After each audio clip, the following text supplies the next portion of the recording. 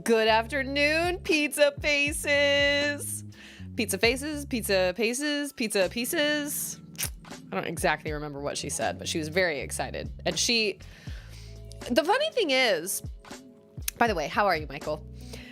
The funny thing is, she actually has not done the cupcake thing in forever. Like ever since we kind of adopted it into our community, she kind of sort of dropped it. And I'm kind of sad about it because now whenever I bring up the cupcake thing, it's almost as if she doesn't even remember that she's the one who started that in the first place. I don't know, but whatever. It's fine. She's just her little self. And she is getting more and more independent, not necessarily because she wants to, but so at the beginning of the week, we had this cold snap that came through and it was like 46 degrees in the morning or something. Felt like 44, something crazy like that. And I have one little like kind of a knit little jacket kind of thing. It's like a little pull over kind of cardigan thing for Auden. But I really don't have any warm clothes for her because she was born in March and most people don't really think about giving you, if they give you any baby clothes, they don't really think about giving you stuff for months and months and months ahead because all the little stuff is so cute. And I got some things, that are 12 months or whatever, but that's next March. And so the 6 to 9 month is a little... I think I do have some warm pajamas, some like fleece pajamas, but I don't have any like jackets. I don't have any hoodies. I don't have any sweaters, anything like that. And I guess the reality is we don't go out much anyway, but like in order for us to go to the grocery store or go to church or taking Charlotte in the car. But anyway, I told Charlotte on Monday, I can't take baby girl out of the car and like walk you to the front doors. It's too cold. I don't have anything to put her in. I could wrap her in a blanket, but then that's awkward. And anyway, and I was kind of like, I can't take baby girl out of the car. Not completely. I mean, I was being honest because I didn't want to get her out of the car. I don't really have hats that fit her right now. Like I was just anyway, I was trying to be cautious about getting her out in this freezing cold weather that compared to us anyway, because we've been in like the 80s. So for it to be 46, 45 degrees, that's really cold. And so I just said, you're going to have to walk to the, you're going to have to walk to the class, the school by yourself. And I told her, normally I park in the parking lot, we all get out and then we cross the crosswalk together. And then right after we cross the crosswalk, I give her a hug and she goes, okay, bye mama. So, did I no, I did not. Oh, thank you. This morning has been kind of a mess, to be honest. I took a half of a sleeping pill last night because I haven't been sleeping very well. And so, whoops, that's not what I wanted to do. And so I took it and I slept okay. And then when I woke up this morning, I was pretty tired, but I was like, whatever. So I got Charlotte ready for school and, got her all ready and everything. And then Ander took her to school. And I was so unbelievably tired. And I just kind of, baby girl was just on the ground and I just laid on the couch, and okay, there we go. Thank you for reminding me. I need a checklist. I do not have a checklist. I need a checklist for so many things. And I always tell myself that, and then I never actually put together a checklist. But I got Charlotte ready, sent her to school and everything, and I was so unbelievably tired. I could not believe how tired I was. And then when Ander got home, I was like, I've got to go back to bed. Can you just let me go back to bed for a little while, because apparently the sleeping pill I took forever to kick in. I also slept on the couch last night because both Ander and I have terrible allergies right now. I'm getting over mine slightly. Mine were really bad over the weekend, and I'm not as bad now. I sounded kind of like a frog yesterday, and I've been like sneezing and blowing my nose constantly. And I mean, in my last stream on Sunday night, I think I was pretty congested. So now Ander's allergies have ramped up, and we're not sick. We're not sick at all. It's just these allergies, whatever is in the air right now. And so Ander was snoring, and I was like, I am not going to lay here and try to sleep with somebody snoring next to me. And I didn't blame him. His nose was completely stuffed up. So, I went back to bed at probably like 7:40, and I slept until 10:30. I did not mean to sleep until 10:30. So I felt really guilty when I woke up. I was like, I'm so sorry. And Andrew was like, I could not believe you slept that long. And I said, well, I don't sleep very well at night, kind of to begin with. Andrew is so physically exhausted by his fishing and by his job that even if he doesn't feel well or if his allergies are bad or whatever, he sleeps really hard anyway because he's just physically exhausted. And so, oh, are they really? Well, either way, but I feel like I took mine at like 9, and I feel like I had a hard time falling asleep until, I mean, I didn't go to bed. I always take it really, really early, but I don't feel like I actually started falling asleep until like 11. Oh, and then yesterday, our whole entire city put us on a boil water notice. So all the water we consume, all the water we have to use for our dishes, we brush our teeth, all that stuff has to be boiled for at least 2 minutes. I don't know why this has happened multiple times since we moved here. I don't know if this is like a new thing that happens in this city or if this has kind of always been the way it is, but that puts an extra edge on everything because yesterday I really legitimately just chose not to do a lot of housework because I started this new game that was really, really awesome and that's all I wanted to do. And I just kind of hung out and did some self-care, and I messed around with my YouTube backdrop and my lighting and stuff. And I think I'm ready to start making videos, although now that makes me really nervous because I've had this kind of, oh, well, when I finish this, I'll do more singing videos, but now it's all done. And so now I don't have any excuses and now I have to actually do it. So, but I didn't really clean the kitchen yesterday. And I really wish I had, because now we have all these bottles and all these dishes that all need to be washed, and they can run through the dishwasher. But what we do is we fill up the second, like the right side of our sink that doesn't have the disposal in it.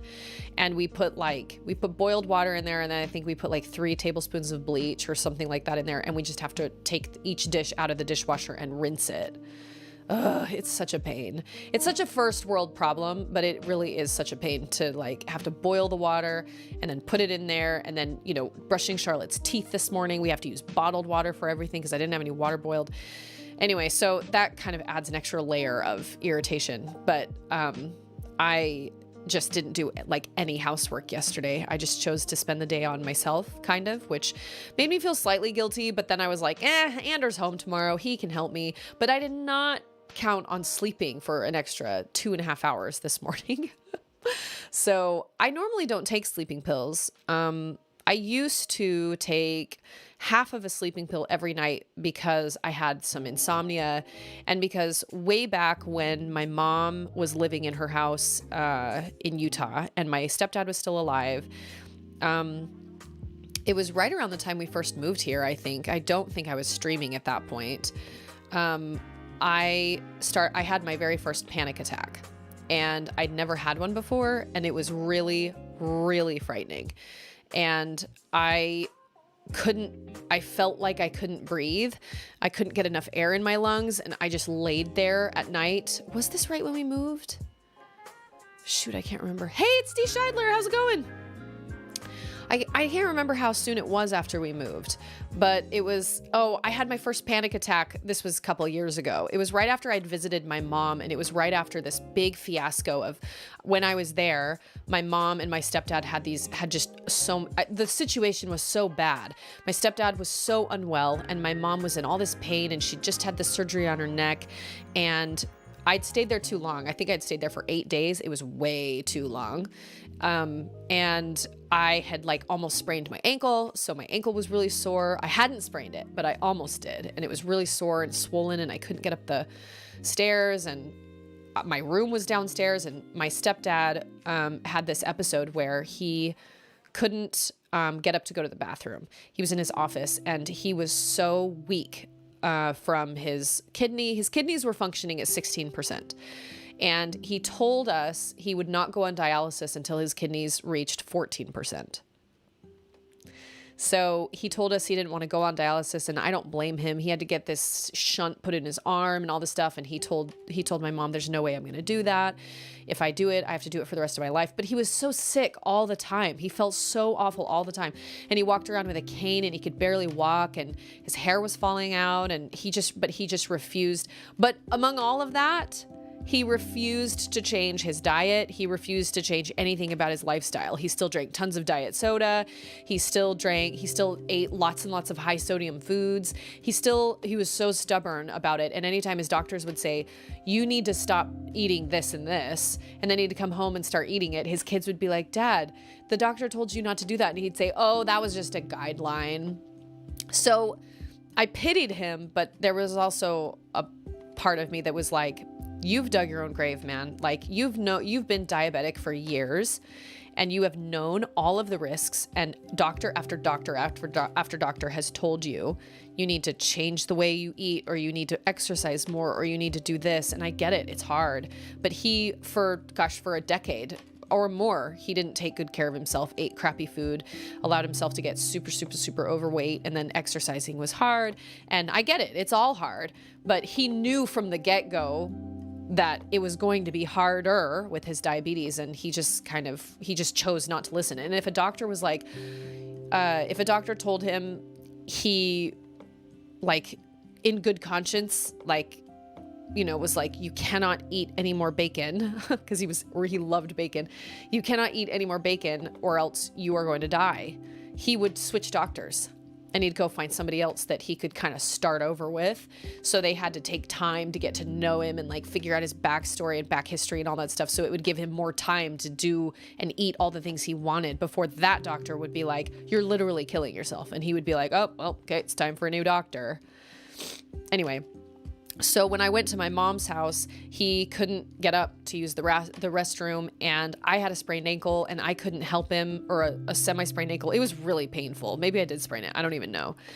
And my Aunt Judy was getting there that day, and my mom had just had her vertebrae, like 3 vertebrae fused because she was having neck pains and problems, and he refused to go to the hospital. But he couldn't get up to go to the bathroom. He couldn't stand. And so after all of that happened, this huge fiasco where we were begging him to go to the hospital, and he was telling us he refused to go to the hospital. He would not go. He was fine. He kept saying he was fine. It was like 2 days before, I think it was the day before I was supposed to fly home. I was there with Charlotte, and I remember when I got home, that's when the breathing, like, panic attack started when I got home, because I was so nervous about my mom and my stepdad.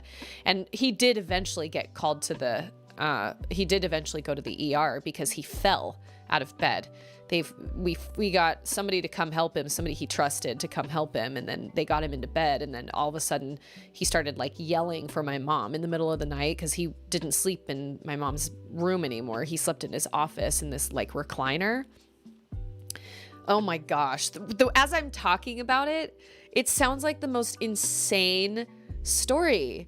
And I guess it is, but like when it was happening, it was kind of all happening really fast. But now that I'm talking about it, it's like, no wonder I couldn't breathe. I was so worried about him and about my mom, and the fact that they were home alone in that house together, and they didn't have anybody. I mean, they had friends and stuff, but not in the house. And my sister lived relatively close by, but she wasn't in the house. And my stepdad was so stubborn, he wouldn't ask for help. And so when he finally was admitted to the hospital that night because he fell out of bed, they called the ambulance. They came and picked him up. When they took him to the hospital, he was there for a couple hours, and then they called my mom, and they were like, he can't come home. He cannot come back to a house where he doesn't have somebody who can legitimately take care of him. Unless he has some sort of care that is not somebody who is disabled like yourself, he's not allowed to come back home. We're keeping him. He's got this horrible infection. He had this burn on his arm from a radiator that was close to his bed because he was always cold because he was dying. So he kept this radiator on super hot, and he apparently burned his arm, and he didn't tell anybody. And it was just such a mess. And so I had breathing problems, and I couldn't sleep because I couldn't breathe. And I had all this anxiety about my mom and that whole situation. And so when I went to see a doctor, she was like, you just need to take some sort of sleep aid for, the next little while and just see how it does. And that was my giant story about why I used to take sleeping pills. But then Andrew and I decided we wanted to try and have a baby, and the sleeping pills she put me on, I couldn't get pregnant on. So After that, it was like, oh, I got a couple good nights of sleep, and then now I can't. So I took half a Unisom last night, which did seem to work, but I don't feel like it kicked in for like 3 hours. But I don't know. The whole situation between my mom and my stepdad was the most wild thing because I could not understand. And granted, I think my stepdad's brain had been really damaged by the situation he'd been in, like I used melatonin once. I hated it. I used melatonin once too, and I feel like it did absolutely nothing. I also took one of my mom's Ambien one time, and I don't feel like that did anything for me either. And I've heard lots of really wild stories. My mom does weird things on Ambien. Weird things. When she lived here with us, I found the weirdest things in my kitchen. I found the weirdest situations. I found sugar on the table. I found salt on the table one time. Weird. She once put a piece of paper over Chuck Norris and put something on top of it. I couldn't figure it out. These were just Ambien shenanigans. See, that's how I feel. A cat lying down in my brain. That's how I feel when I take NyQuil and when I take, something heavier like NyQuil or the sleeping pill I took back when I was being treated for that kind of panic, like insomnia, was something called Seroquel. And I could not take a whole pill or else I would sleep for 13 hours. And I couldn't do that when I had Charlotte home and whatnot. And so I only took a half one, and that worked really, really well. But Seroquel is also an antipsychotic. But my doctor prescribed it to me for sleep. But yeah, melatonin didn't do anything for me. But then again, melatonin comes in lots of different, milligrams, dosages. And so maybe I just didn't take a high enough dosage. I'm not really sure. I would love something natural. My mom tried CBD oil. She tried all that stuff when she was here because she also was having trouble sleeping because of the pain and whatnot, and nothing worked. I don't think she takes sleeping pills anymore, but she did used to take Ambien every single night, and it always made her do really, really weird things. Yeah, I found some very bizarre things. She tried to cook in the middle of the night, bake in the middle of the night, take baths in the middle of the night, but she didn't remember doing it, and she would always leave things crazy because she was just in this Ambien fog.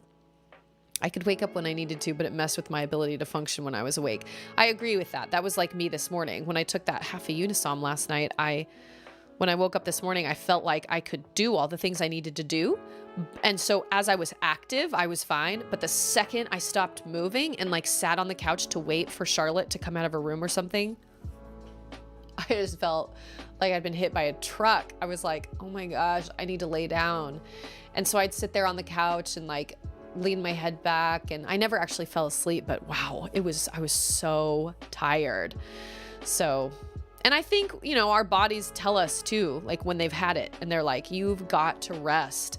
I thought I'd rested yesterday. Did I take a nap yesterday? Yeah, I took a nap yesterday during Auden's second nap. But man, I did not mean to sleep that late this morning. I don't know, but I haven't had any more panic attacks. Obviously, I felt better after my stepdad was admitted to the hospital, and that they were like, yeah, no, he can't come home. He needs to go into they found this raging infection in his body, the burn, which maybe was the cause of the infection. And then of course his his diabetes and his kidneys and all that stuff. After he was released from the hospital, he went into a care center, a rehabilitation center. And then after that, that's when the whole debacle of my mom and my stepdad started, with him they were trying to find a place like an assisted living or a care, a nursing home for him to live in. But because nursing homes are so outrageously expensive, because they were both getting Social Security, they did not qualify for Medicaid approved nursing home facilities with their income combined. And it wasn't even that much.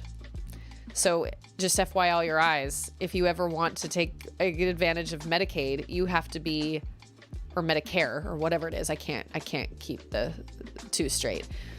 You have to be absolutely dirt poor and have nothing for them to help you, which is awful, because nursing homes are like $4,000 a day or something insane.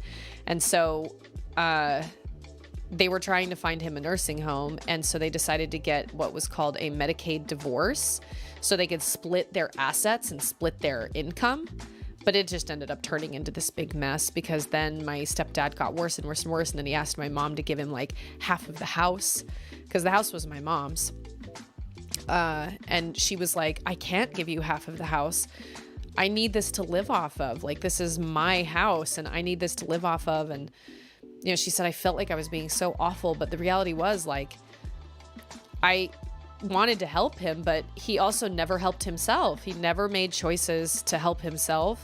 And so he just apparently had secretly banked on my mom giving him, you know, half of their $400,000 house when he got sick enough. But they never had that in writing, I guess, or something. Anyway, it was a huge mess. And so by the time she came out here last year, or 2 years ago, or whenever it was now, last year, I think, that was right at the peak of their divorce, and it turned nasty, and he was saying really awful things, and they weren't supposed to talk to one another, but he was sending her messages and she was sending him messages, and it turned really nasty. And so as sad as it was when he passed away right after my mom got here, it was such a relief because the whole situation was such a mess, and he'd been just barely hanging on for a decade, really, because every time I went home, he always looked like he was going to die. He always looked like he was going to keel over and just die on the kitchen floor. And it made me scared. I was like, you know, he'd be in the kitchen and everything he did, he'd be like, ugh. I'd be like, yo, you okay? Oh yeah, I'm fine. Are you sure you're okay? Yeah, I'm fine. And then every single visit I went on out there, he was always talking about, I don't think I'm long for this world. It was for like a decade, for like 10 years. He kept telling me he was going to die any day. Anyway, it was such a sad situation. It was awful. But that was the first time I ever struggled with a panic attack. And it was really, really scary. Andrew was working a lot, so I was alone. And we were still relatively new here. And so I didn't know. Yeah, I think that was right around the time we moved here. Because I remember he was super busy and he was gone a lot. And I couldn't breathe at night. I couldn't, and I wasn't having like flutterings and like panicky, but I just couldn't breathe. And so that would send me into kind of this, oh my gosh, what is wrong with me? I didn't feel like I was dwelling on all of that stuff, but apparently subconsciously I was. Oh, it was awful. I think it was the June after we moved here, because we moved here in March. So I think it was June because we went out in the summertime. Yeah, it was a mess. I can't even, like I said, talking about it out loud and actually like explaining it to people is like, this sounds like this is an absolute circus. I can't believe this was ever like a real thing. And my mom tried. And my mom's not perfect either, but my mom tried so hard to get him to make better choices and whatnot. And he would kind of passive aggressively be like, oh, okay, can I have some of this, or am I just not allowed to have that? Or he'd say things like, all right, so I guess I'll just die then. I guess you just want me to die, which is so awful and rude and mean to do. Like, this wasn't coming from my mom. This was coming from his doctors. Anyway, it was a mess, and his kids knew it, and he knew it, and my mom knew it, and everybody knew it. And we all just kind of had to deal with it, because it's not like we could be like, dude, if you don't, because he had the most intense threat. If you don't do this, you're going to die. And he still wouldn't do it. So I was like, Mom, you don't have anything to actually leverage against him, because he's now been threatened with his own death and he won't even change his ways. So you're really just kind of out of luck. It was a bad situation. Bad situation. Okay, I have a question. Have you guys heard of this game? What is it called? This game is called, let me find it. It's about some like murderous train. It's coming out for Switch. Choo Choo Charles. I think I've been wanting to watch the trailer because it looks so bizarre. Where is it? It pops up on my news feed all the time on YouTube, but I'm pretty sure it's, oh yeah, here, Choo Choo Charles. Fight off a sentient, bloodthirsty train. It has 1 million views on YouTube. It's from IGN. I assert that it is not a train. That it is not contained to a track. That is also true. That is very true. So, but my question is, so I've watched trailers on stream before and I haven't had any problems. But then one of my viewers one time was like, oh no, you can't do that on Twitch or else you'll get a copyright strike. So can I not watch trailers on Twitch with you guys? Do I have to just watch it on my own? Because we've watched trailers before. I've watched all 3 of the Metroid Dread trailers and the Breath of the Wild trailer. They're only like 2 minutes long. I mean, it looks horrifying. The train in it itself looks absolutely terrifying. I don't know. I'd like to watch the trailer, but if I can't do it live, then I guess I'll just have to do it some other time. I'd like to give my cows a special treat. They're such good girls and hungry too. Could you bring me a bunch of amaranth? They love the stuff. Thanks, dear Marnie. I don't have any amaranth. When can you do? It's potentially a fair use thing, but that's like not clearly delineated. Yeah, I don't know. Because like I said, we've done it before and they're only like 2 minutes long. So I don't know. Maybe we should watch the trailer together because it just seems so odd. But then again, I'm like, maybe that will work. The oddity of it, maybe that'll work. I don't know. Would anybody bust me for doing it?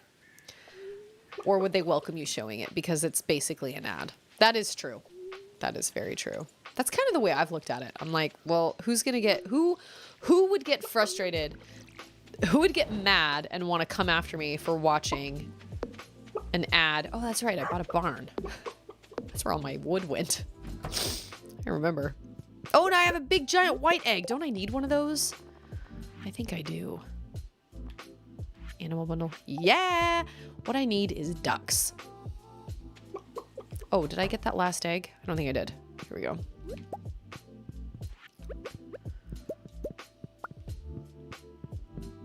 There are a bunch of things I was gonna watch trailers with you guys, but I don't know if I'm allowed to because I think they're movie trailer, you know, like the Stranger Things trailer, the season 4 trailers for Stranger Things and stuff. Like I haven't watched any of those because I thought, oh, I'll watch those with my people, but I don't know if. Now I'm like terrified. I don't want to get into trouble, even though I've done it before. Oh, man, bats. I need some fruit, my bros. Okay, let's go take this to the... Do I need those mushrooms? I can't remember. Hey, it's James! How are you, James? It's fall here in Stardew Valley. It's kind of fall here. Kind of, not really. I think it's going to get up to 80 degrees again today. Maybe 76. I don't know, but we did have a cold snap at the beginning of the week. It was chilly. Man, it was like 46 degrees outside. I mean, I loved it. I'm growing to appreciate colder weather more the longer I live in such a hot place. My allergies have been unreal though. Holy cow. Like, bad situation. And I never had allergies before I moved to Texas. And then here, and then people used to, okay. And people used to say that. People used to say, you know, you can live here for X amount of years and never get allergies. And then all of a sudden, boom, they'll hit you. And man, did they ever. They hit me really hard at the beginning of the week. Oh, that's right. I need one of those mushrooms. Boiler room. Engineers. Oh, I can build one of those to get a battery pack. That's right. I need a... Did I not buy that purple mushroom from that lady? Crap. I thought I was going to buy that purple mushroom from that lady. The lady with the pig. Okay, so I have blackberry. Okay, so I need 50... Wow, okay. Bezos might not appreciate you showing Netflix trailers. Yeah, you're probably right. Like IGN on YouTube is one thing. Yeah, Bezos, if you... Heaven help him if we take away a couple $1,000s of his advertising. I need a mushroom. I think the best place to... Oh, wait. No, I think the best place to find those mushrooms are either up here. How do I make one of these? Iron bar, refined quartz, bat wing. Oh, so I do need to start keeping my bat wings. Yeah, usually you can find those mushrooms up here. Nope. Oh. Whoa, I got a skeletal hand. Okay. That's not creepy at all. Lewis! What the heck are you doing here in this valley? What was my grandpa doing? Some sketchy situations here. I think I need to hang on to... Wait, didn't I already do Fiddlehead Fern for medicinal bundle? No. But I can get... Oh no, I have to save that hops for Pam. Pam-a-lamma ding dong. I don't think I need these mushrooms for anything. Skeleton Gunther. Gunther can tell me more about this. Well, you see, your grandfather was a murderer. We've all known it for years. They're just waiting for somebody to dig up the signs. Your grandpa's crazy! Okay, I can put you in there. And you in there. Oh man, it's full! I need another chest. Can you? No, you can't. Not if it's... Dang it. Not if it's full of business. Okay. I need another chest. Oh, I can't put it right there? What? Crap. Okay. In here is going... What else did I need to put in here? I don't think I do need to put anything. Well, I guess I can move. So, okay. Well, okay. Let's go and give this skeletal hand to Gunther. It's not sketchy at all. I guess I need to make mayonnaise. Isn't Bezos like going to space? Or Musk? Who's going to space? It just reminds me of, okay, would I rather have Ron for a friend or have Hermione for a friend in real life?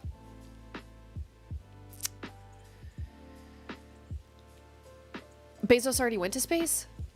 He did? Oh, I didn't even know that. No, Ron Weasley. Yes, because Ron Swanson and Hermione Granger go very well together. And a giant rocket that was interestingly shaped. I do feel like I remember this. I think I would probably rather have... I think I'd rather have Ron as a friend, honestly. Ron is just a little more kind of loose and kind of, you know, Hermione is very great and she's awesome and she's very sweet, but she's a little... Gosh, I don't know. That is a great question. All I know is, if I had my choice, I would marry a Weasley. Bill. Oh, hey, girl, hey. Oh, no. Look what I have for you. I seriously love this. You're the best, Susie. I know. Such a good friend.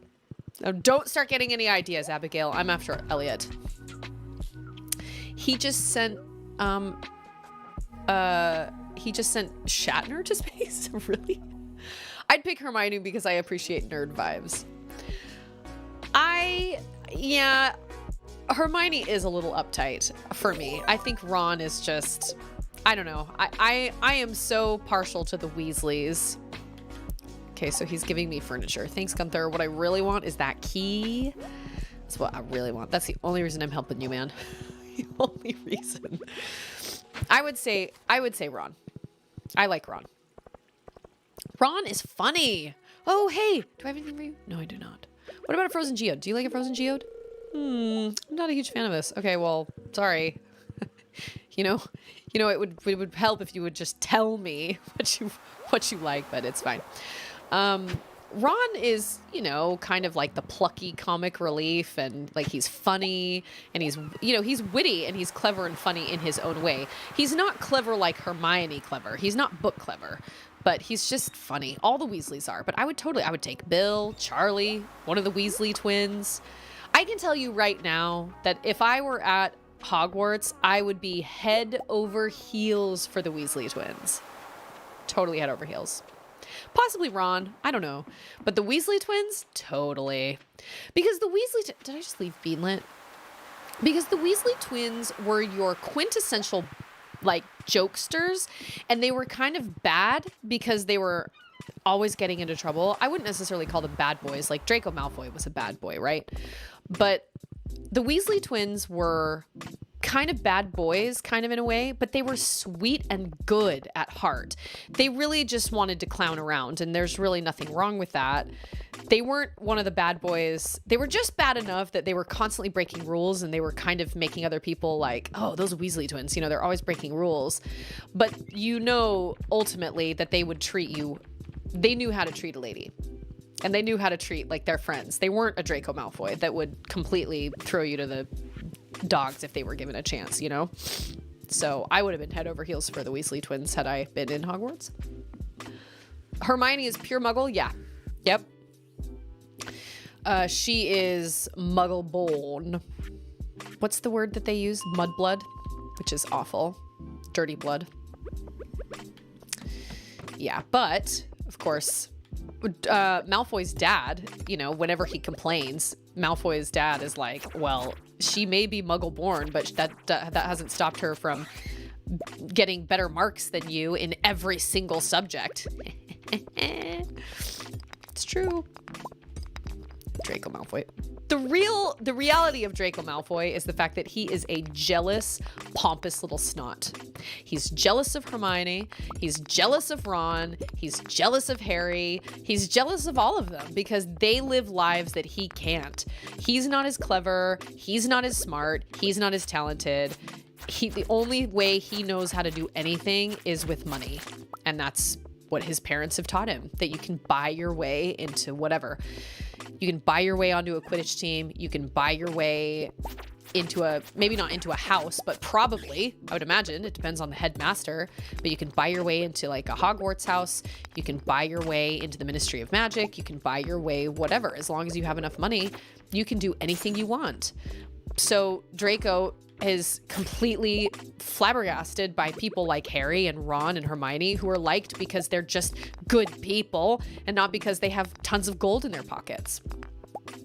I solemnly swear that I'm up to no good. Okay, wait. Susie is down to clown? You bet. With a Weasley twin? Yeah. I will also say that, like, I pretend to prefer hanging out with women, probably just trauma from when I was young. See, and I'm the opposite. I actually like to, like, when I was younger, I mean, now I like hanging out with girls, but when I was younger, I would have totally much rather hung out with a bunch of boys because boys are so much less dramatic. Oh, I thought Mudblood implied part Muggle. No, I think it's pure, it's Muggle born because it's dirty blood. You have to have some blood to do magic. No, you don't, because Harry's mother was also Muggle born. She didn't have any wizarding, any wizarding parentage or anything either. And then there's people like Neville Longbottom, who has tons of magic in his family, and he actually tells Harry, when does he tell Harry this? That he thought his family for the longest time thought he was a squib because he didn't show any magical prowess whatsoever until he was like 11 or something. And everybody, when he finally did show some magical power, everybody was like crying, and everybody was so excited. Draco calls her Mudblood. Maybe it means just not full-blooded magic born. Well, in the books, when Ron is burping up those slugs. So in the books, Hermione does not know what mudblood means. In the movies, she does, but they take Ron over to Hagrid's hut, and he's burping up slugs, and he can't really talk. And Harry's like, they called Hermione something really bad, but I don't know what it meant. And Hermione's like, yeah, they called me a mudblood. but I don't know what it means. And then Ron comes up from the basin that he's like throwing all the slugs up in, and he goes, "It was bad. It's one of the worst things you can call a wizard or a witch. It's Muggle-born something something, dirty blood, see?" And so in the movie, they kind of make it to where Hermione's like kind of ashamed, and she's like, it means dirty blood. But in the book, she actually has no idea. But why would she know? Because she's Muggle born. It's not like she's grown up with like wizarding friends to tell her those types of things. She wouldn't. I mean, maybe she'd read it somewhere, but I doubt you would read. I doubt in the books she read, I doubt you would come across the term mudblood. That's like a, it's like a slang term. It's a, what's the word I'm looking for? What's a squib? Oh, a squib? I forget. So see, here are all the things they don't put in the movies. A squib is a person that is magical but doesn't have that has magic blood, is basically like pure blood, or a witch or a wizard that has zero magical capabilities. And Filch is one. He's a squib. He cannot do magic. Even though he's technically a wizard, he cannot do magic. And so in book 2, he catches Harry, he has a cold and he's really mad about it, and he catches Harry dripping mud in the entrance hall after Quidditch practice, and he brings him to his office and tells him that he, that he's gonna write him up or whatever, and Harry's like, it's just some mud, and Filch is like, it may just be mud to you, but to me it's another hour's worth of sweeping or mopping or whatever, and it's because he can't do magic, so he has to clean that entire castle by hand. He can't do magic. But Harry comes across something, it's like this purple envelope, and it's called Quick Spell, which is spelled QWIKSPELL, Quick Spell. And it's like, before I used the Quick Spell course, I couldn't do da-da-da-da-da. But now, ever since learning the Quick Spell course, it's like 6 weeks of something training. Anyway, it's basically like a super fast-tracked training to learn how to use magic. And so Filch runs out of the office because Peeves does something, the poltergeist, which they also don't have in the movie. And Peeves does something. Oh no, I'm sorry. Harry's talking to Nearly Headless Nick. Nearly Headless Nick, Filch comes and gets angry at Harry because he's dripping, mud all over the floor. And so, he convinces Peeves to drop a vanishing cabinet over Filch's office to make Filch be distracted. Hi, baby. Yeah. Hi, sweet darling. Are we happy today? When or how its way over the floor. Oh my gosh. She was joking. Oh, baby. I don't know either. None of the water bottles in there, they all have this on it, so it must have been a water bottle that sticks. It must have chewed up or something. Maybe I took it off and accidentally dropped it. I don't know, but okay. Here's a nugget. She's happier today. Omega! So, anyway, this is a long drawn out explanation, but, Filch goes running out of the office, and he goes, I'll be right back. And he goes running out of the office. And that's when Harry finds this Quick Spell envelope, and he reads it, and then he hears, Mr. Filch coming back, and he tosses it back onto the desk, but it's like 3 feet from where it started. So it's very clear he read it. And so Filch gets really anxious, and he's like, did you read? No, of course you didn't. No, you didn't. And then he lets Harry off without any sort of punishment or anything. He's just like, don't tell anybody what you read. Not that you did read. Just go, just go. So Harry can't believe his good luck, and he runs out, and Nearly Headless Nick is like, did it work? Did it work? And he's like, yeah, whatever you did got me out, But anyway, and then that's when they find Mrs. Norris is petrified because Filch thinks Harry did it because he found out he's a squib. And Harry's like, I don't even know what a squib is. And then Ron starts laughing, and Ron's like, oh, well, that makes sense. So that's what a squib is. It's a wizard or witch it's the opposite of a muggle-born. It's somebody who has both wizarding parentage but has no magical abilities whatsoever. And to be honest, it makes me kind of sad that that I've always kind of wondered why Dumbledore allows Filch to work at the school when he hates children so much and he's so awful to the kids. But I mean, imagine Filch trying to get a job anywhere in the wizarding world because he technically is a wizard, but he should just go get a job in the Muggle world if he can't do magic. Why work somewhere you hate? Because in book 5, he talks about how excited he is that Dolores Umbridge is going to let him and allow him to start whipping the kids. He's like, how many of you would throw fanged frisbees if you knew I'd hang you from the manacles in my office? And it's like, you are a terrible person. Why are you working at a school of children and magic? I don't know. Maybe he wants to be, I don't know. But yeah, there's so many things, so many little nuances like that they put in the books that are in the books that aren't in the movies, because I understand why that scene didn't get put in the movies, because why would they put that in there? You know, it adds plot to the books, but to the movies, it's like, that's not important. Why do we care if Filch is a squib or not? It doesn't matter. The real reason she put that in there was because when Mrs. Norris is petrified, you know, Filch can say it was Harry, and Harry's like, I would never touch your cat or whatever. And maybe he has to work at Hogwarts to inherit something from his parents. Maybe, I don't know. I've read there's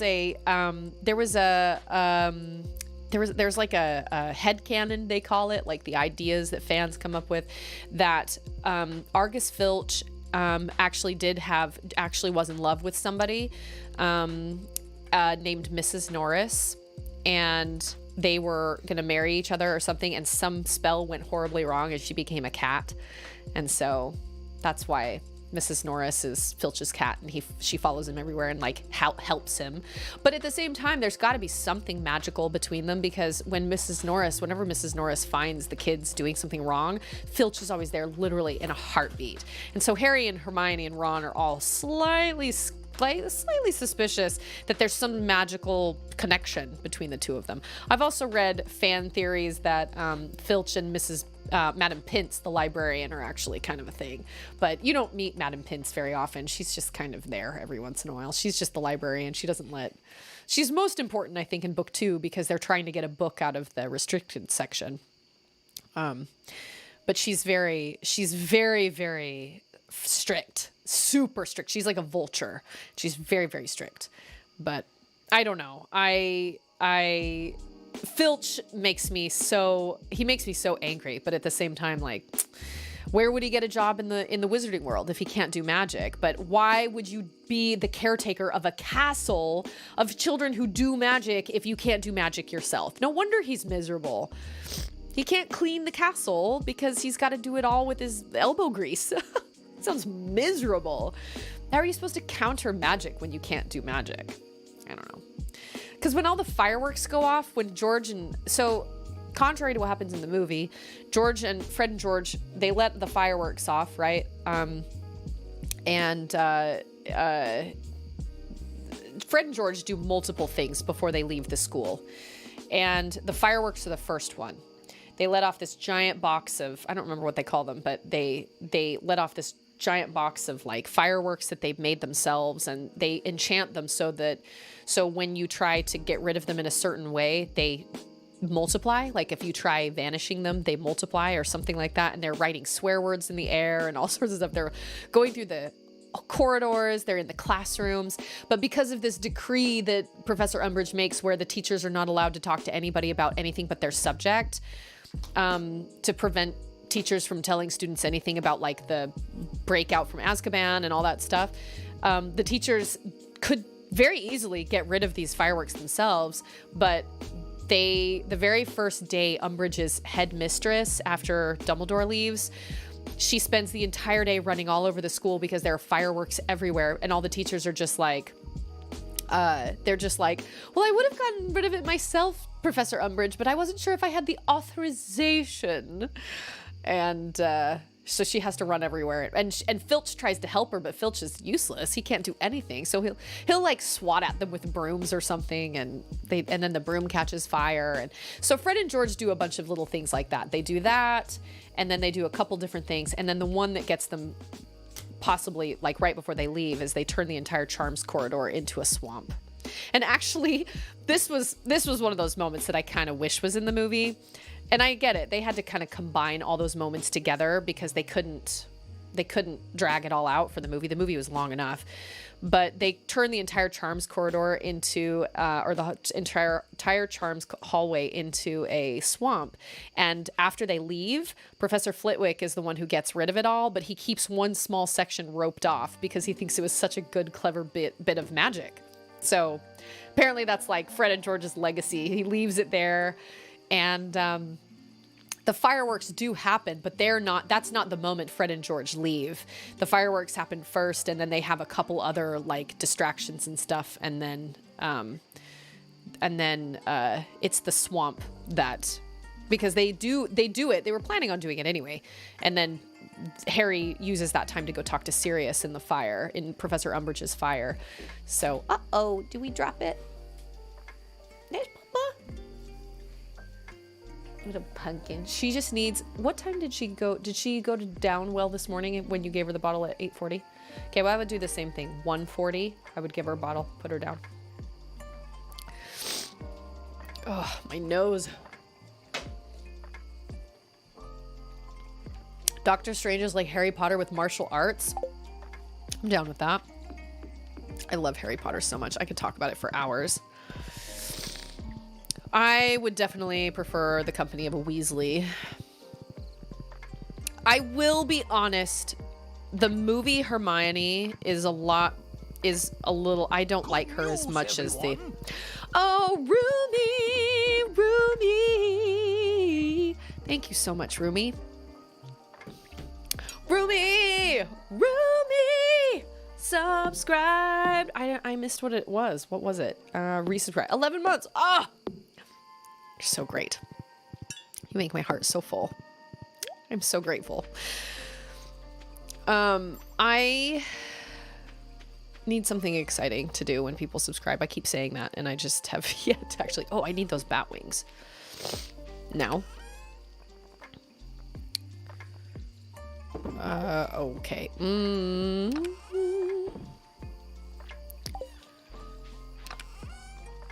I haven't watched... Oh, Dune comes out this weekend, though. Who's gonna see Dune? Okay. I don't know. That seemed pretty exciting. Okay, good. I can dance. I can do something. No, I don't have any cool dance moves I can do. Any cool dance moves to do. My camera is so small. Change the story so Dumbledore does not get killed, or change the story so Sirius does not get killed. Dumbledore got another 10 years to live for this question. Oh, it comes out tomorrow on HBO Max? Oh, that's good to know.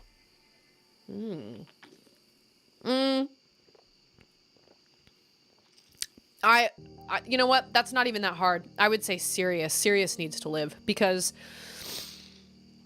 if I had my way, Dumbledore is great, and I love Dumbledore, but he's old. Sirius is not. Sirius is young.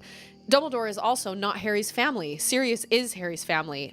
And had Sirius stayed alive, when everything went down at the Ministry of Magic, and when the minister finally realized that Voldemort really was back in power, or had come back and returned, Sirius would have been freed. So Harry would have never had to go back to the Dursleys, and he would have lived at Grimmauld Place with Sirius.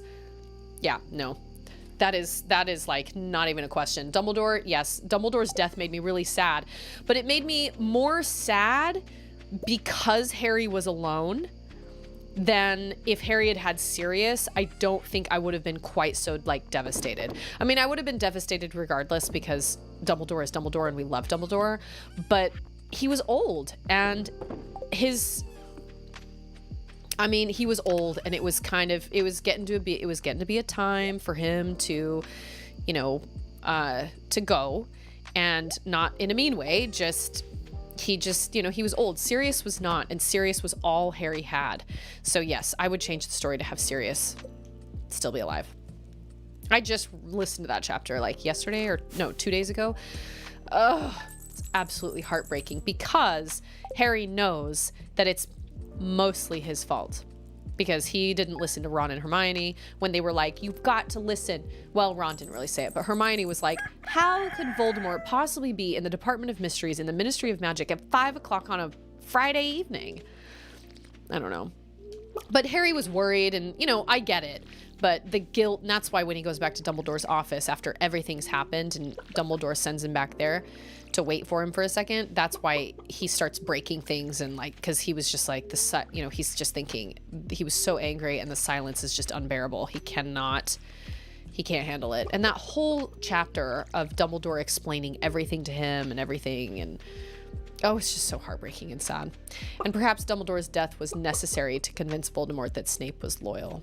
Oh yeah, that's also true.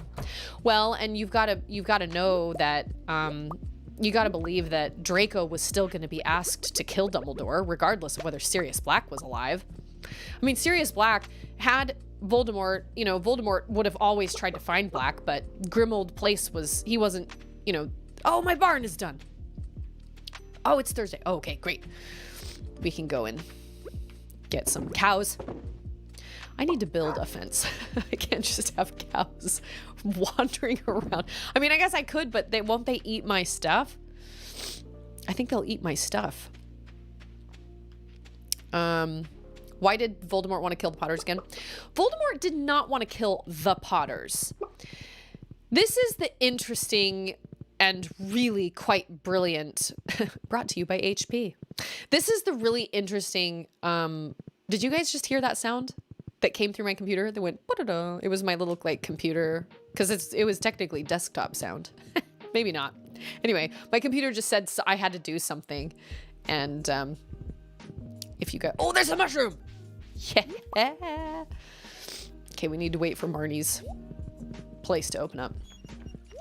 He didn't want to kill the Potters. He wanted to kill Harry because the prophecy that was given to Dumbledore by Sybil Trelawney said that the one with the powers to, I just listened to this chapter yesterday, so it's super fresh. The one with the powers to vanquish the Dark Lord will be born as the 7th month dies, and to parents who have betrayed him 3 times. So, and then it said something like, neither can live while the other survives. The Dark Lord will mark him as his equal, and he will have powers the Dark Lord knows not. I'm paraphrasing, something like that. And so when Snape overheard the prophecy, he only heard like the beginning. He only heard that it was a boy that was going to be born at the end of July, whose parents had thrice betrayed Voldemort. He did not hear that in going to, that the Dark Lord would basically mark him as his equal, and that he would transfer some of his powers to this person. And so when Snape only gave him the first half of the prophecy, he decided to go head off whichever boy he thought was going to be the threat. But it could have been Harry or it could have been Neville, because both of them were born at the end of July, and both of them had parents that had betrayed Voldemort 3 times. But Voldemort, and so Harry asks Dumbledore, he's like, it might not be me at all. And Dumbledore's like, no, he chose you. He chose you. 1,500, wow. Oh, this is gonna be chicken. The cow chicken. Oh, whoops, you're right. Brown cows can't live there, you're right. You are right, Stardew Valley.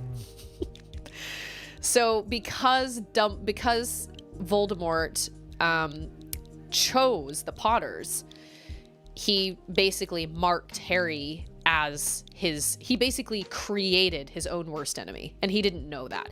Had he heard the entire prophecy, he might have waited, but he didn't. I'll send little chicken to her new home right away. So he basically created his own worst enemy because Snape didn't hear the prophecy all the way. It's a little bit confusing, and Harry is kind of confused as well. But Voldemort could have chosen Neville, but he didn't. He chose Harry. And Dumbledore even says, notice, he did not choose the pureblood. He did not choose the pure blood family of the Longbottoms. He chose the half-blood like himself. He chose you. And by giving him that mark and by giving him that scar, he didn't realize he transferred some of his powers over to him, and therefore making him the only person that could actually defeat him. So Voldemort really kind of created his own demise. Every time he's tried to kill Harry, Harry's always kind of gotten away kind of lucky, by luck. But ultimately, in the end, It's brilliant the way it's done, really, because the way it all comes together and the way that, like, the prophecy, you know, so she gave the prophecy, but the prophecy hadn't happened yet. But Voldemort made the prophecy happen by going to the Potter's house. And he didn't want necessarily to kill Lily and James, but he did it because they stood in his way. But then he didn't realize, he completely overlooked the fact that because Lily died for her son, she created this ancient seal of magic on him. And he even says that in book 4. He says, I overlooked this. I made an error. I admit it. I overlooked this. Oh, it's so brilliant the way, oh, look at that. I have a tiger trout. Do I need a salmon? No, I bet it would be in river fish. Night fishing. An eel. Where the fruit do I get an eel? A walleye? Oh, I think you get walleye in the fall. I think. Haven't I gotten a tilapia? No, I've gotten flounder. Well, either way, we need to go to the community center. Walleye is my favorite Pixar movie. That's who's going to send us. If anybody's, Jeff Bezos is basically BNL. BNL Superstore. Send us all to space because they completely ruin our planet with all their boxes and their packaging. If anybody's going to send us to space, it's going to be Bezos. Go out to space and we'll all get fat and sit in those. Harry was made a Horcrux by accident. Yep, he was. He was indeed. And so that's why at the very, very end of the like at the end of the story, that's why Voldemort thinks he's dead when he's not. Because he can't even because he has his snake still, and he does not realize that he created, and what is it? How many Horcruxes are there? 7? Okay, wait. There's the cup, the ring, the diary. Okay, wait. There's the cup, the ring, the diary, the snake. Okay, so that's 4. And then there's the locket. And then he needed something. Did he get anything from Gryffindor? Oh, there's the tiara. And then there's Harry. So he made 7. No. Am I crowning right? Okay, wait. I was not. Okay. I was not using my thumb. 7 Horcruxes, yes. Okay, Slytherin's locket, Hufflepuff's cup, the diary, the snake, Ravenclaw's tiara, the Slytherin's ring, and then Harry. I feel like I'm missing one. He wanted one from all 4 of the founders of Hogwarts, but I don't think he ever got one for Gryffindor because the only real, hey, Popinski! Well, he hated Gryffindor because Gryffindor wasn't. Yeah, I'm forgetting one, maybe. I don't know. But either way, he accidentally made Harry into a Horcrux, yes. And he does not realize that. And I don't think he realizes it at all. I don't think he ever realizes it because maybe I'm bearing H2O. Does he realize it? Because Harry has this big speech at the end when everybody is watching him, and spoiler, in the movie, he and Voldemort are not alone when he kills Voldemort, finally, like legitimately kills him. They're in the Great Hall full of tons of people. And everybody watches Voldemort die. And Voldemort doesn't crumble into a million pieces. He dies like a human. He dies like he should, like a human. He falls to the ground lifeless because his spell rebounds on him. Once again, because the Elder Wand won't fight against Harry. So I think that was the thing a lot of people were kind of frustrated about too in the movies, was the fact that Voldemort died this kind of magical, kind of crazy death, when realistically, that's not how it happens in the book, because what he wanted most of all was to be this kind of godlike, immortal. He didn't want to be human, and he died like a human. He died, fell on the floor, boom, heart stopped, dead. That was it. Nothing special, nothing fancy. All his Horcruxes were gone. I don't remember if Harry actually explained the fact I don't know if he actually explains this to Voldemort, but I don't think Voldemort is ever aware that Harry was a Horcrux, ever. But I think Dumbledore had an inkling. I think he kind of had an idea. But yeah, the whole way that it all comes together is absolutely brilliant. Absolutely brilliant. Moo. Wow, that is a low moo, my friend. Very low. Low. Does he get anything from Gryffindor? I don't think he does, because the only real relic of Gryffindor's is that sword, and that sword is at Hogwarts. Oh, but there's a replica in... That's why he freaks out at Bellatrix. That's right. There's a replica in Bellatrix Lestrange's vault. And he freaks out because he thinks... No, she freaks out. That's right.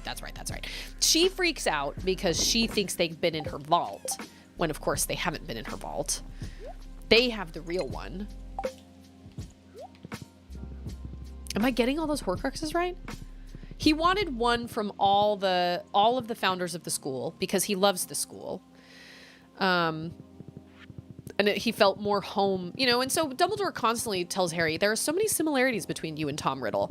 You know, both of you were orphans. Both of you grew up in places you did not want to grow up. Both of you had, you know, hard upbringings. Both of you considered Hogwarts more of a home than, you know, than your own homes. Both of you are part Muggle. You come from, you know, half Muggle, half magical families. Where am I going? Oh, Clint. And both of you, well, I was going to say both of you can speak Parseltongue, but that's only because Voldemort kind of made Harry be able to do that when he transferred some of his powers. And then, you know, of course, obviously, Harry, they're connected with each other through the scar. So when Voldemort is feeling like a particularly strong emotion or whatever, then Harry feels it too. But at a terrible cost. I mean, at a terrible cost. I don't know whose death is hardest, honestly, because they all suck. Had to Google it all. Okay, wait. Diary, ring, locket, cup, diadem, Harry, Nagini. Okay, so there's 7 Horcruxes in all. That's what Michael said earlier. 7 Horcruxes. Lucius Malfoy is the best Potter character. Lucius Malfoy. What does Voldemort call him? In book 4, he says, Lucius, my slippery friend. Which I say is extremely accurate. Extremely accurate. He's a very slippery character. You don't meet... I don't think you meet Malfoy's mother until... no, you see her in book 4, but you don't actually meet her. Wait, should I have given these to Gunther? Gee, dang it. See, this is what happens when I get talking about Harry Potter. Why do I even play games at all? We should just talk about Harry Potter all the time. Harry Potter theories, Harry Potter fan club, Harry Potter, would you rathers. I love these Harry Potter would you rathers. I'm just glad Hagrid stayed alive through the whole thing. Thank goodness. because Harry even loses Hedwig, which is just gut-wrenching. It happens so fast, and it happens so early too. It's like it's so unceremonious. Like I don't know what's worse. The fact that, you know, I don't know what would be easier if it were kind of a long kind of drawn out thing, or like we were kind of prepped for it, or the fact that she just kind of dies and falls, and then he's just like, that's it. He can't go back and get her. It's so sad. And J.K. Rowling has actually talked about that, and she says, you know, killing off Hedwig was really kind of a symbolic of Harry's childhood is over. You know, she was kind of this slippery good. Yes, my Lucius, my slippery friend. I don't think he calls anybody else. He doesn't have like a description for anybody else, because he goes around the circle of the Death Eaters, and it's been so long since I've seen the movie. I remember zippity zap about it, but he goes around all the other Death Eaters, and he doesn't ever have another like nickname or like a description of any of them. I don't know. But what's funny about the Harry Potter series is I actually never cried when I read it for the first time. It wasn't until I read it through... Actually, I think yesterday was like the 20-year anniversary of Dobby's death.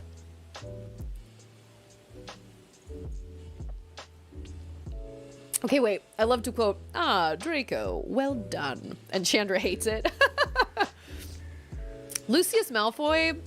Listen, Jason Isaacs is a very good-looking man, so I would say he was definitely perfectly cast for Malfoy, for sure. Totally. That long blonde hair, silvery blonde hair, you know. And Narcissa too. I thought Narcissa was a really good I thought she was cast really, really well. And Bellatrix. You know, there were cast members that I felt like, you know, that I felt were cast really, really well. But I didn't really love Hermione a whole lot. I didn't even really love Umbridge. Like, she did a pretty good job, but Umbridge is supposed to be squat and kind of ugly and look like a toad. Now, I get it. You know, you can't have everything absolutely perfect, but the actress who played her was too pretty. She was too pretty and too, like, well polished. I don't know. I guess that was just me. It's just my opinions. If I had my, but see, if you guys ask me, like Michael asked me one time, well, who would your, you know, Harry Potter be or whatever? I really don't know, because I don't know who's in Hollywood these days. And the only person that I know up and coming is the guy that's in Dune, that Timothy Chalamet, whatever his name is. He's like the only young person I know. But then they also, you know, you have to have kids. You had to start with like little kids, you know? So I don't really know. Like, he looks like him, totally. But I also don't understand why they put the scar off to the side. Nowhere in the books does it say. I think it says in the middle of his forehead. He's also supposed to have the same eyes as his mom, and I'm pretty sure his mom in the movie has brown eyes. Which seems like a huge oversight, since pretty much everybody in the movie is like, Harry, you look like your dad, but you've got your mother's eyes. Seriously, all the time. And that is why Snape wanted him to look at him one last time, because he wanted to see Lily's eyes when he was dying. I don't know. There were some choices that were made that were questionable, but they'll redo it someday. They'll either redo it as a miniseries or they'll redo the movies or whatever, and hopefully they'll get it right that time. Now, why they're making a Lord of the Rings miniseries, I'm not really sure, because I feel like the movies are absolute perfection. Granted, I read the books and wasn't like, I don't remember a lot about the books because I saw the movies first, but I thought the movies were fantastic. You guys can correct me if I'm wrong. I mean, gross. Yeah. Oh, what? What are these? There was like a heart and an exclamation point. What did that even mean? I've never seen slimes do that. Wait, yes I have. I've seen slimes with hearts. When I had a slime hutch. I did a slime hutch one time and I felt like it was pretty pointless. I don't feel like it really did much for me. Yo, y'all. I gotta find myself a ladder. 67. Oh no, we'll just go. Lord of the Rings series aren't gonna retell the movies or books. Oh, they're not? It's not. What is it for then? Is it like another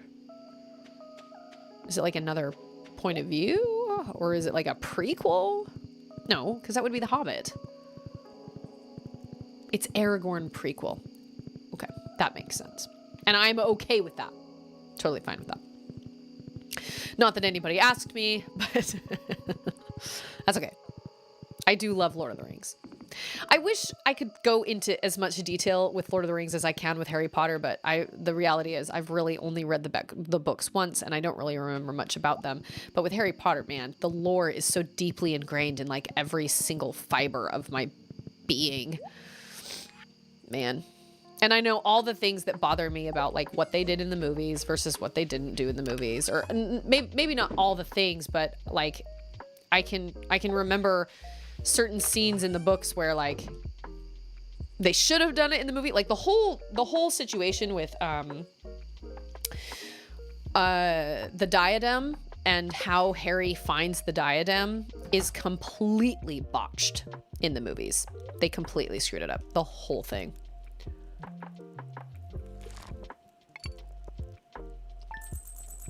Okay, wait. How do you spell it? Similarian? Oh, got it. All the extra lore Tolkien wrote for years. I thought it was, I mean, when I heard Lord of the Rings, I thought Lord of the Rings, but that does make sense. Oh, it's raining. That means I don't have to water my crops. Silmarian? Yes, that. Oh, who's doing it? Amazon? Egg, egg, egg. Can I get another chicken? How many chickens can I have? And how many... Oh, I need to upgrade to get ducks. That's right. Okay, I remember now. A diadem. Oh, it's the crown. It's Ravenclaw's little tiara.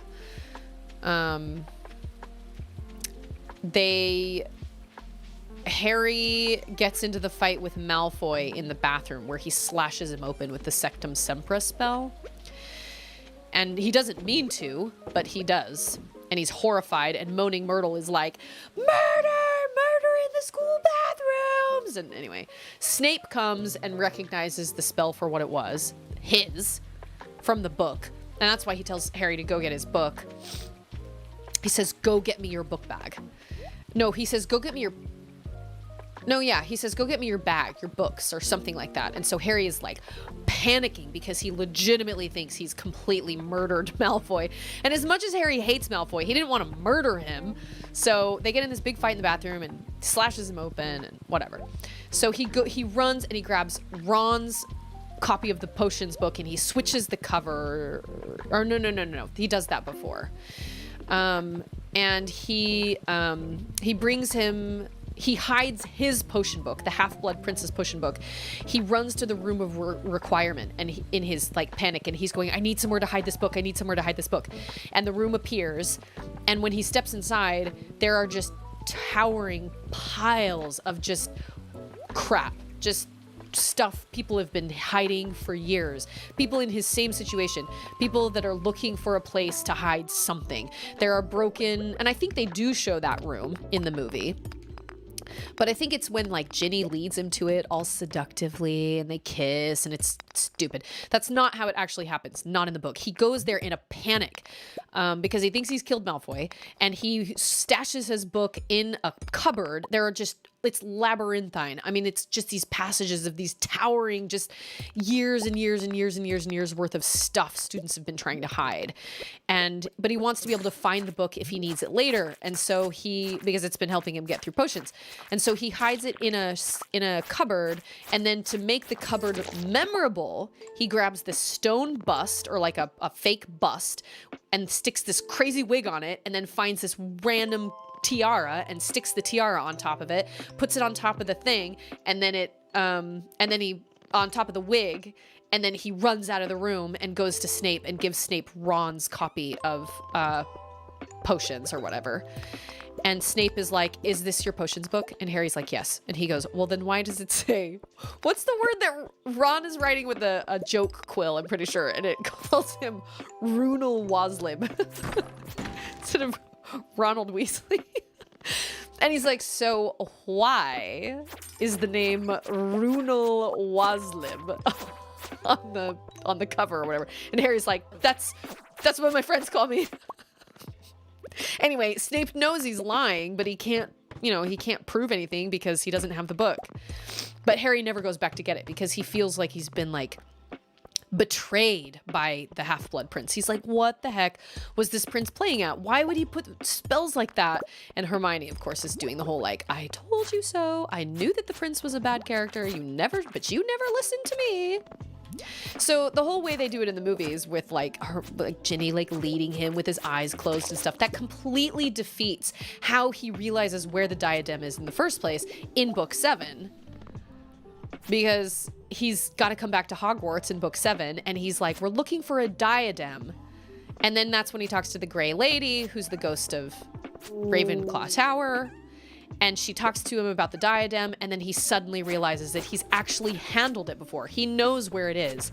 It's on top of that dirty bust with the wig on it to hide his potions book in the room of requirement. The room of requirement is the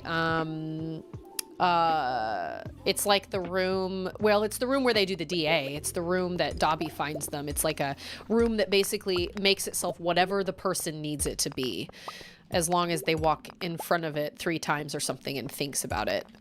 You know, thinks and focuses hard on what they're looking for or what they need or whatever. And so years and years and years worth of students. And so Voldemort obviously found that room and put the diadem there, thinking he was the only person that had found it. Or thinking that, you know, nobody else would know to look here or whatever, because, you know, he thought he says even, I alone, who went deeper into the school than anybody ever before, or something like that. So he thought he was the only person who knew about the room of requirement, but that wasn't true. That's where the big fire happens. I think Crabbe or Goyle, that's when one of them meets their demise. I don't remember who it is, but they set that stupid demon fire or whatever, which melts the diadem anyway.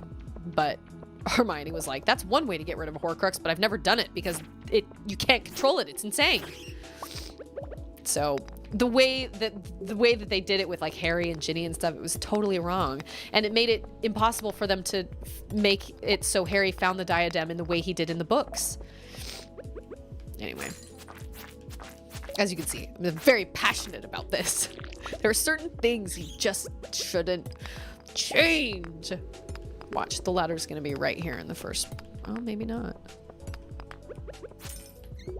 And they really kind of did Ginny dirty in the books. She has the personality of a leaf in the books, but in the movies. But in the books, whew, that girl is fiery. You do not mess around with Ginny Weasley. Not when she has like 6 older brothers, 2 of which are the Weasley twins. You don't mess around. Ginny is a force to be reckoned with. And I love her. And I totally am 100% on board for Harry and Ginny. I mean, Harry and Hermione would have been fine. I'm really glad Harry didn't end up with Cho, though. Cho ended up being kind of a disappointment. All I'm saying is I'm totally 100% here for Ginny.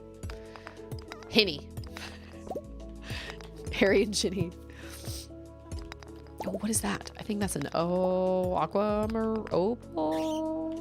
Something that I don't have space for. Pretty sure I don't. You know what I'm gonna do? Oh, shoot.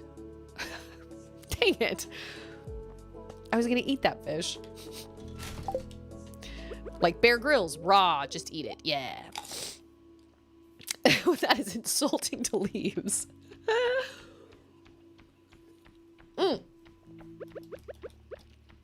I thought that whole situation between Ron and Lavender Brown was hilarious. I don't remember really loving the way they did it in the movie, but that whole situation, like there's a conversation Harry has with Ron where he's like, don't you and Lavender talk at all? And he's like, well, no, it's mostly just, and Harry's like, snogging. And Ron's like, well, yeah. So apparently they just never talk to each other. They just make out with each other. And if that doesn't like sum up what high school life is like, I don't know what does. It's like, we don't really talk. It's just sort of snogging. Oh, Ron. I actually really love the fact though that it's Ron that gets his first like kind of serious, but also not serious girlfriend rather than Harry. Because can we just take a minute to appreciate how utterly horrible Harry is at girls? I mean, both he and Ron, but I do love when Ron comes over with that love potion and he's like, oh, I love her. And Harry's like, what? Why don't you just tell her? He's like, I can't. I've never even met her. Harry's like, what? You make out with her all the time. And Ron's like, who are you talking about? Who are you talking about? Romilda Vane. And Harry's like, what?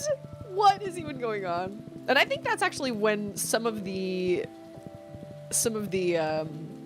problems with Lavender and Ron start, because they go running down through the common room, the Gryffindor common room, and she's like, "Merry Christmas, Ron! I got you a present." And oh no, she calls him Wan Wan. That's right. "Merry Christmas, Wan Wan! I got you a present." And he's like, "Leave me alone. I'm going to see Romilda Vane." And she's like, "What?" She's so confused. And Harry's like, "I would apologize, but I'm just gonna get him out of here." Yeah. Harry is at least as smart as that to realize and recognize that Ron ate love potion filled cauldron cakes or something like that. Oh, I need to go give that to Gunther. A starchy tuber. Okay. I think we all need more starchy tubers in our lives. Okay, so good to know. I can eat winter roots down there. That is good to know. Reminds me of junior high. Yeah. Yep, pretty much. It's very junior high-ish. Oh man, I can't go see Gunther. I don't think I need a diamond for any. Oh, I need to give one to Gunther, but I can put one in here. The books are brilliant. They really are. And I wish I could play Quidditch. I don't think I'd be any good at Quidditch. No. Just kidding. I don't want to play Quidditch. I just want to fly on a broomstick.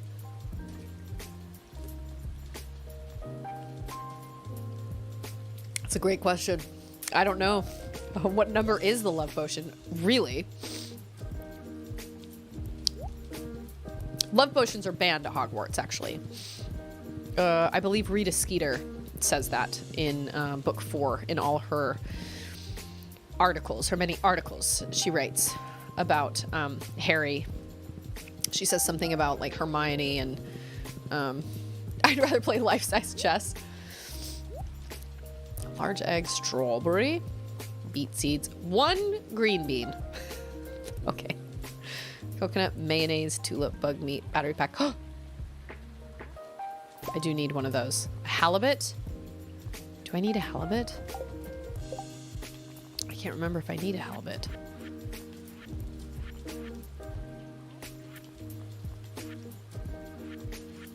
Nope. You're out of luck, lady. I did give you $2,000 for a battery pack though. Good gracious. See, I can't play chess to save my life, so I would not rather play life-size chess. What's the lore on love potions? Kids born from love potions can't love. That's a really good question. I don't know. There is no lore. There's nothing that's explained in the books anyway. Dumbledore just basically says, because Tom Riddle is extremely handsome and Merope is not very nice looking at all because of years of inbreeding with their families. And so she is obviously, and so Dumbledore even says, he's like, so imagine the surprise of the little Hangleton residents when, you know, good-looking, successful Tom Riddle ran off with Merope Gaunt, who lived in the shack up the hill, you know? But there is lore saying that, a lot of fan fiction lore saying that somebody who is born from a love potion cannot feel love. I don't know if that's necessarily true, because I think Voldemort... I personally just think Voldemort was just one of those people who... I mean, how are serial killers made? How are, you know, we have people that are incapable of feeling love or feeling sympathy or compassion or whatever toward people in this day and age, and we don't have love potions. So I think he's just one of those. I think he's just he just doesn't think the same way as everybody, and he has a really hard time understanding love, and I think he allowed... Hey, it's Jordachi! How are you? I think he can't love because I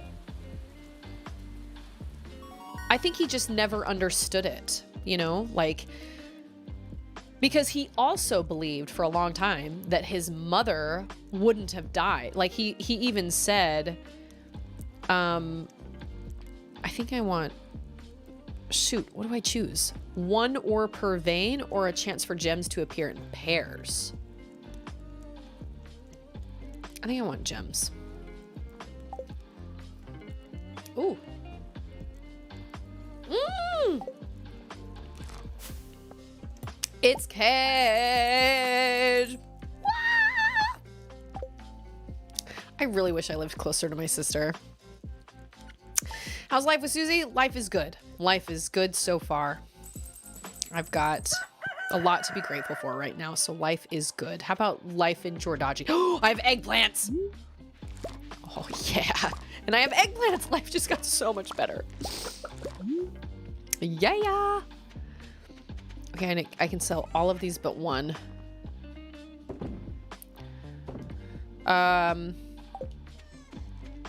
So, what was I saying? Oh, Voldemort says, well, if my mother was a witch, then why did she die? Like, he just doesn't understand, even as, like, a kid. I guess that's more when he's a kid, though. You know, he doesn't really understand that. But I really think he just didn't have anybody to really love him. Like, truly. I mean, he grew up in an orphanage. I mean, I'm not saying that he was mistreated at the orphanage, but you don't, I don't think he probably experienced the same type of, obviously, I don't think he experienced the same type of, like, motherly love that, or fatherly love that comes from having an actual parent. But even the nurse, even the person, or like the lady that works there, when she's talking to Dumbledore, even she's like, he's an odd child. The other children don't like him. Like, he's just different from the beginning, from the get-go. He's just different. So I don't know if I don't think it has anything to do with the fact that he didn't have a love potion. I think he was a sociopath. I think he was just crazy. Honestly. And I don't know if there was much anybody. I mean, I don't really know.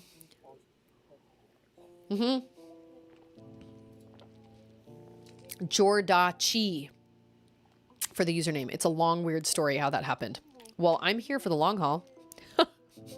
I want to know the long, weird story. We're just talking about Harry Potter. Oh, sorry. I was talking to a scarecrow. I have Beanlet. My horse Beanlet. Also, I have a cow named Chicken. Which makes me very, very happy. Beanlet. Oh, let's go chop some hardwood, see if we can find some fiddleheads, and then we will go to Gunther's. Because he's not even open yet. So does that mean I'm pronouncing it right? Jordachi? Is that not how the Gene brand is pronounced? I thought it was Jordachi, always. Yes, I am about to start book 6. I'm very excited. I'm trying to think of, like, I mean, I remember it, obviously. We were just talking about the whole scene with how the movies mixed up the scene with him and the diadem, and how he hides the diadem, and how the movie completely screwed that all up because they made it be all, like, super cute and sexy and, like, romantic with Ginny, and that's not how it happens at all. Wait a minute. Is that their first kiss? Because I will be extremely upset if it is, because their first kiss is also in book 6, and it is fantastic. And they completely screwed that up too. Their first kiss is, like, fiery and excited, and, like, Harry doesn't even mean to make it happen, and he literally does it in front of the entire Gryffindor common room right after they win the Quidditch Cup. In front of Ron, in front of everybody, and he doesn't plan on it, but it just happens that way, and I was here for it. I remember reading that, and my heart I thought it was gonna explode. I was like, yes! Harry, get it! Yeah! Harry and Ginny. All for it.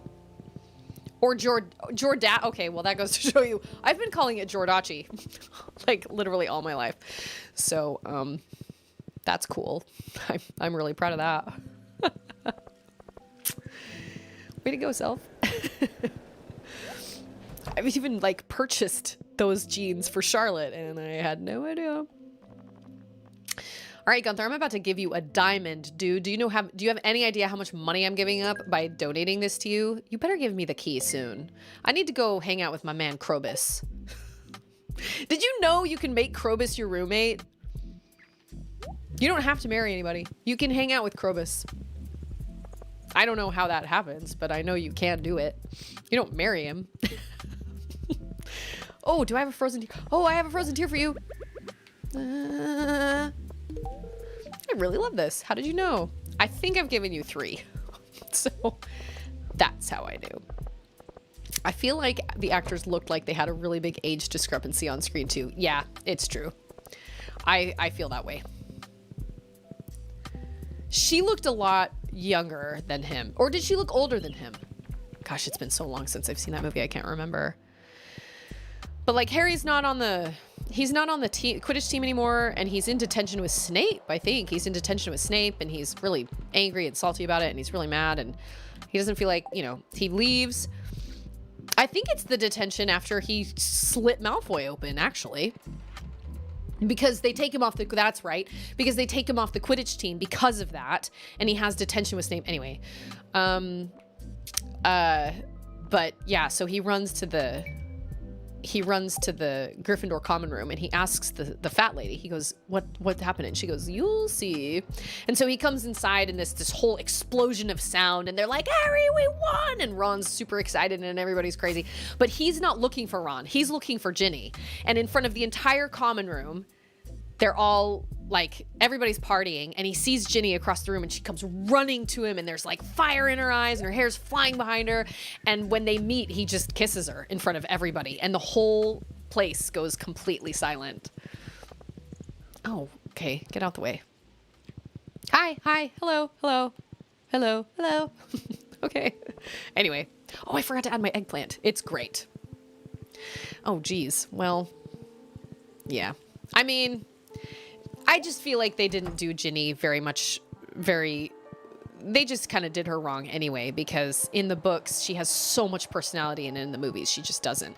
But they couldn't really afford to give her that much screen time, because they had to fill that screen time with other things since they were limited, you know? But in a book series, you can really flesh out a character and make them all, you know, what you want them to be, and it's the best. Oh my gosh, it's the best first kiss. And Ron is horrified.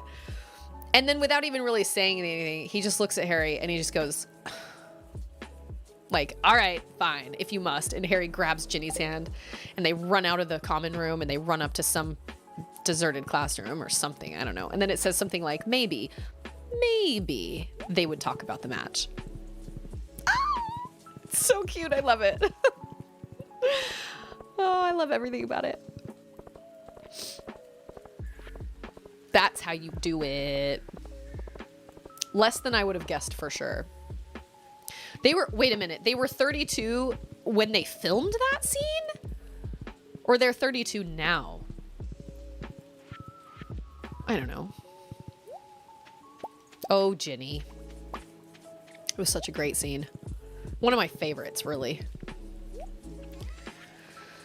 Okay, mayonnaise. What do I need to do to upgrade my barn?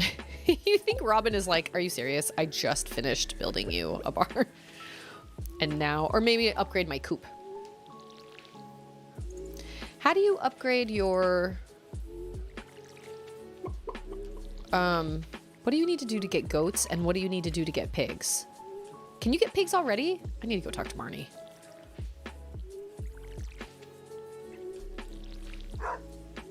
Yeah, book 6. Gosh, I love book 6.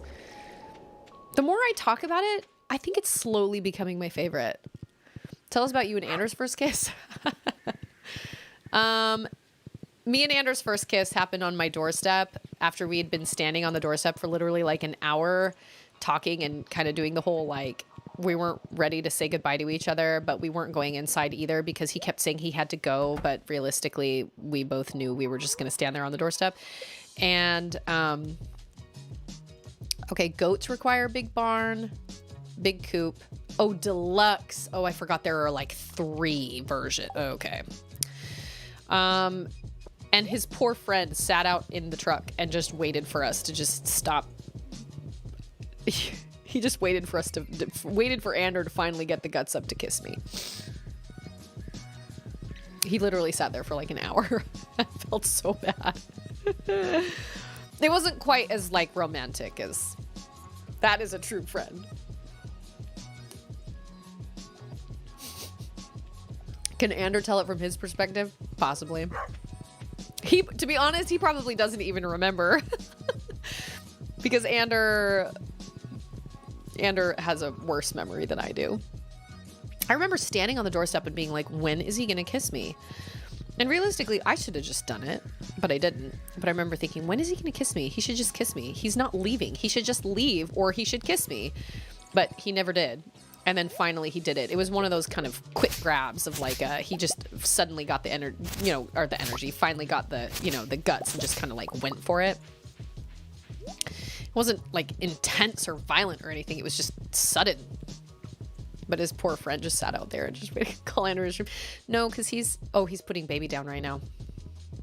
Oh, if I'd already done this, man, I cannot keep my days straight. Lucky guy. Poor Ander, his allergies are terrible right now. He sounds awful. But my mom sounds the worst. My mom literally sounds like she swallowed a frog. Speaking of frogs, I'm going to put this plug in here. Bye, Rumi.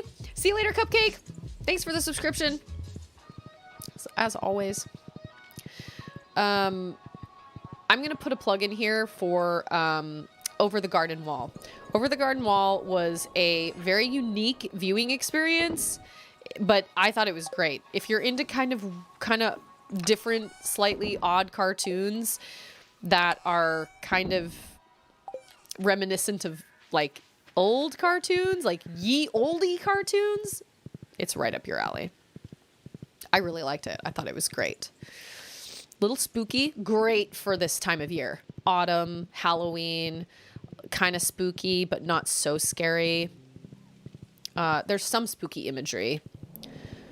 But like my sister told me, nothing like that Hansel and Gretel show that Charlotte watched the other day where that witch was literally impaled on a candy cane. Yeah, that was a shocker. I was like, yeah, we're not going to watch this anymore. Oh, we're in the water levels. That's right. There are all these. I forgot. I couldn't remember. Oh, okay. I'll take that. Those skeletons. That's right. I'm just looking for a ladder, my bros. Just a ladder. I just need a ladder. I don't mean any harm. Get out of town. Get out. Ah. Oh, we've got iron and copper down here. Okay. Oh, okay. All right. I'm going to have to start killing you. I don't think my sword is strong enough. This is going to take forever. Oh, man. No, I need a stronger sword. Holy cow. Okay. Maybe I can just keep running. Oh, okay. That's good. Watch that. Do not watch Halloween Kills. Worst movie of the year. Oh, no. That's a bummer. Well, I mean, what do you expect? Jamie Lee Curtis is... How old is Jamie Lee Curtis now? I'm surprised they didn't completely revamp the entire... like, the entire cast. I love Jamie Lee Curtis, but come on. How many times can you reprise the same... Okay, good to know. Worst movie of the year. That's quite the title. Look at these evenly spaced rocks. How nice. How oddly satisfying of Concerned Ape.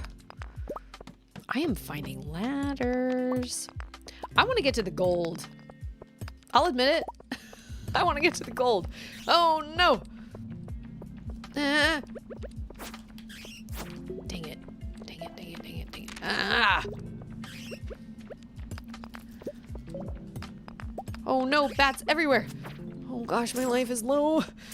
Okay, okay, okay. I gotta get out of here. Oh, I gotta get out of here. Oh my gosh. Yes, leave the mine. What time is it? It's 9:20. I need to go to bed. Anyway, The Last Duel was good. Gosh, I've seen so many ads for that. And I don't think I've ever watched one of them all the way through, to be honest. Yes, I'm very excited about Dune. I wish we could all go see it together. It makes me so sad. I don't have anybody to go see it with. Andrew doesn't really want to go see it. And I guess I could ask like people in my church congregation if they want to go, but I don't know. What I don't want, and this sounds kind of silly, but what I don't want is I don't want to go with somebody who's like, sure, I'll go see it. I want to go see it with somebody who's like, heck yes, let's go. And that is not Andrew. And I don't know if that's anybody in my church congregation. So I think anybody that I invited would just be like, yeah, that sounds like fun. Really? Have you read the books? Do you know what happens? Are you aware of what we're getting into? Do you know the story? Do you have any idea what we're about to see? Because it's gonna be good. Charlotte watched the newest addition to Disney Plus, which was the Muppets.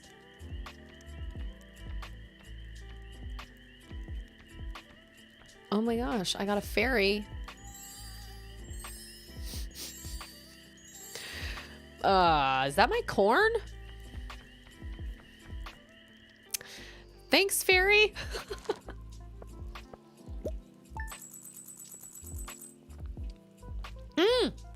Fresh, how are you? I watched A Tale Dark and Grim. It was not good. I stopped watching it after the first episode. See, that was the episode that Charlotte watched and freaked her out because that witch was like killed on the candy cane. And I could tell like her face kind of glazed over and I was like, oh no. No. And I didn't talk about it for the rest of the day because, oh, she even hit some of my pumpkins. Oh, yeah. Oh, thank you, fairy. I am filled with gratitude. Go by myself? I should just go by myself. I've never gone to see a movie by myself, but I really should. If when does it come out? Oh, that's right. Auden dropped my phone.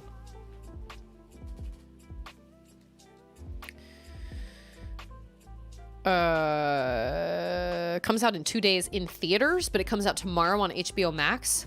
I would rather go see it in theaters. Virtual watch party? I wish. I mean, I guess if we all watched it on HBO Max, we just can't show the actual screen, but we could all like, I don't know.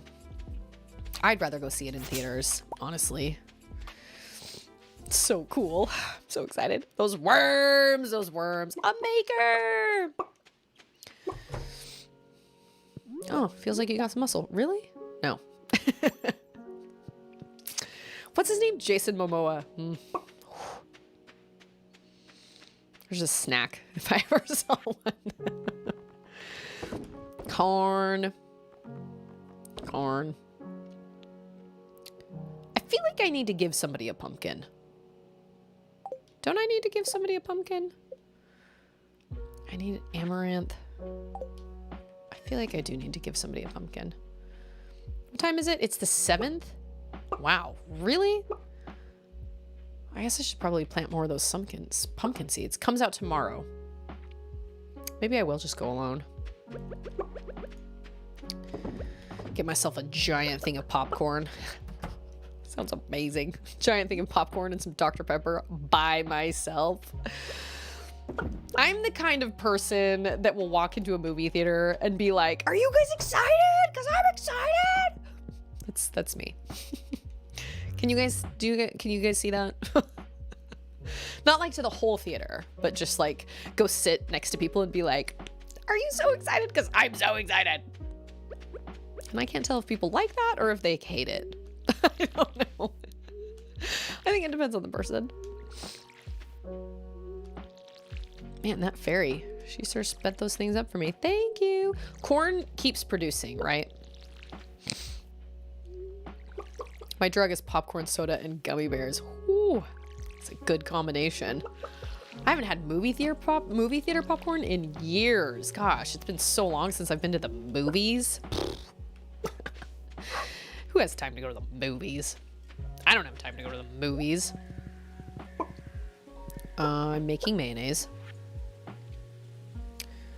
Corn, pumpkin, amethyst. Just in case we see Abigail. Watching movies alone is pretty fantastic. Give it a try. I think I will. Because honestly, it's the only way I'm going to see it with somebody who's excited. It's just going to be me and me. Yeah! This is so exciting.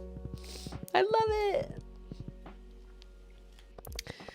I think I read some reviews on it saying that the story gets a little lost or that it's a little boring at times or whatever, but I really don't trust just like actual movie reviews because I feel like it's their job to be as absolutely unbelievably critical and harsh as possible. Is it entertaining? Are the visuals stunning? Is the music amazing? Yes, to all of those things, because Hans Zimmer, hello, and Dune, hello, and director, what's his name that I can't pronounce? Yeah, I think I'll enjoy it. Thanks. I don't need anything. I mean, I don't know. It's gonna be great. It's gonna be super great. I have to go by myself because I go so often, and I've really grown to prefer it. That makes sense. I'm waiting on my yams. I told Charlotte about it. I think I showed her the trailer. I think I showed her the trailer of what the worm looks like. The problem is she would be bored to tears because there's a lot of talking, and I do think there's fighting and there's some violence, you know. Not that it would be anything to really like give her nightmares. I don't know how bloody or gory it is, but I don't think she would really appreciate it. I want to go. Oh, it's only 10:40. Dang. Yeah, that's his MO. He builds atmosphere and takes his time. Yeah, and Charlotte would be like, I'm bored. I'm tired. And I don't blame her. That's fine. But I think I will like it. I'm going to sell that. And I'm gonna... Did you guys know that pumpkin is actually extremely good for your skin? Next time you carve a pumpkin, take all that like nasty business that comes out of the pumpkin and just rub it on your hands. Let it sit on your hands for a little bit. Those pumpkin enzymes are great for your skin. All I'm saying is don't be in such a huge hurry to wash it off. Just slather some on your face.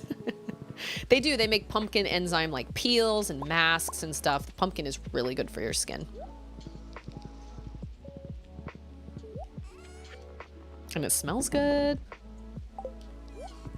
I actually saw a tip from this. Of course, I watched one video from this channel, so now all the videos from the channel come up in my YouTube, like For You feed or whatever. But it's the #1 parenting YouTube channel. It's called What's Up Moms, and it has millions of subscribers. Every video of theirs has millions of views, and they do like tips and tricks for like bath time, school times, calendar, scheduling a family, you know, putting together a family like hub, like a calendar and stuff, and travel and all sorts of crazy stuff.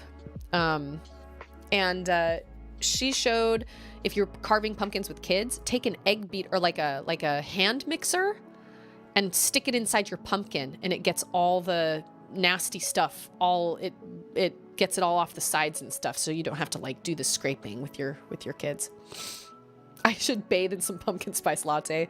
I don't know how much pumpkin is actually in a pumpkin spice latte.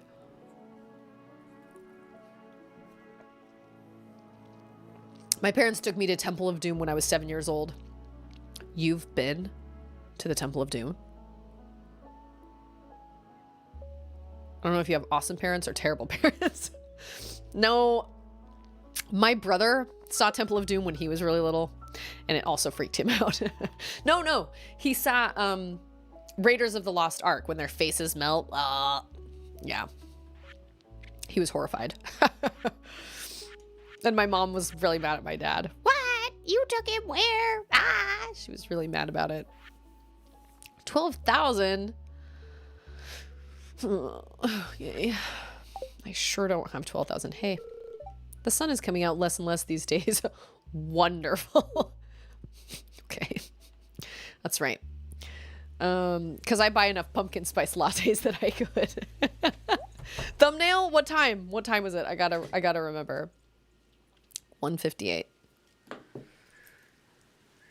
Around 1:58. I feel like I made some good faces in the last couple, like the last 10 minutes.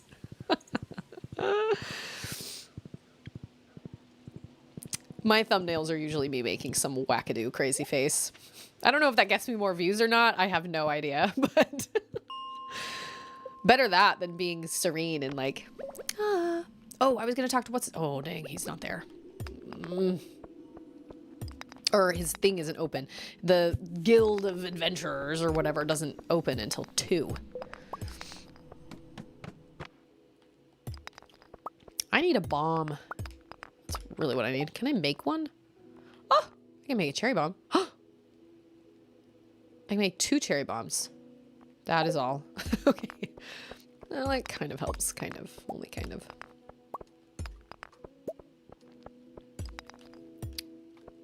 When I was demonstrating melty faces. Yes. That reminds me of that scene in Big Hero 6 when she's like, all right, we're going to make the chicken wings, you know, the ones that make our faces numb. Our faces numb. Ah.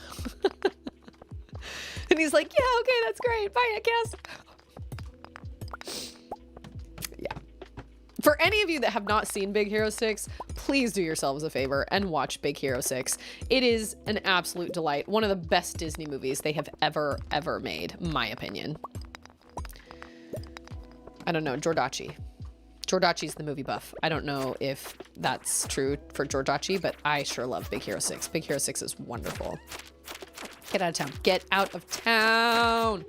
Oh, that was so nice of him. He gave me a ladder. Would you look at that? Skeletons aren't all bad. Boop. I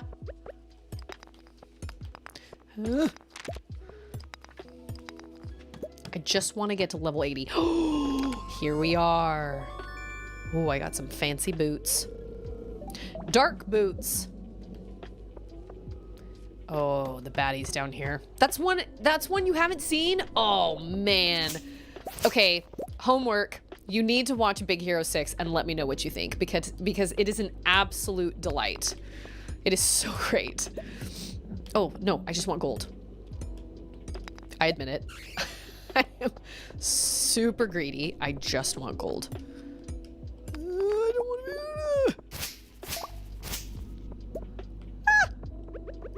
don't want to I don't know how well my sword works on these guys. Oh, but they hit and take a lot of life. Get out of town, get out of town, get out of town. Oh, but they gave me some helpful things. It's so good. I loved it. I actually waited a long time before I saw it because I didn't think it looked very good in the commercial.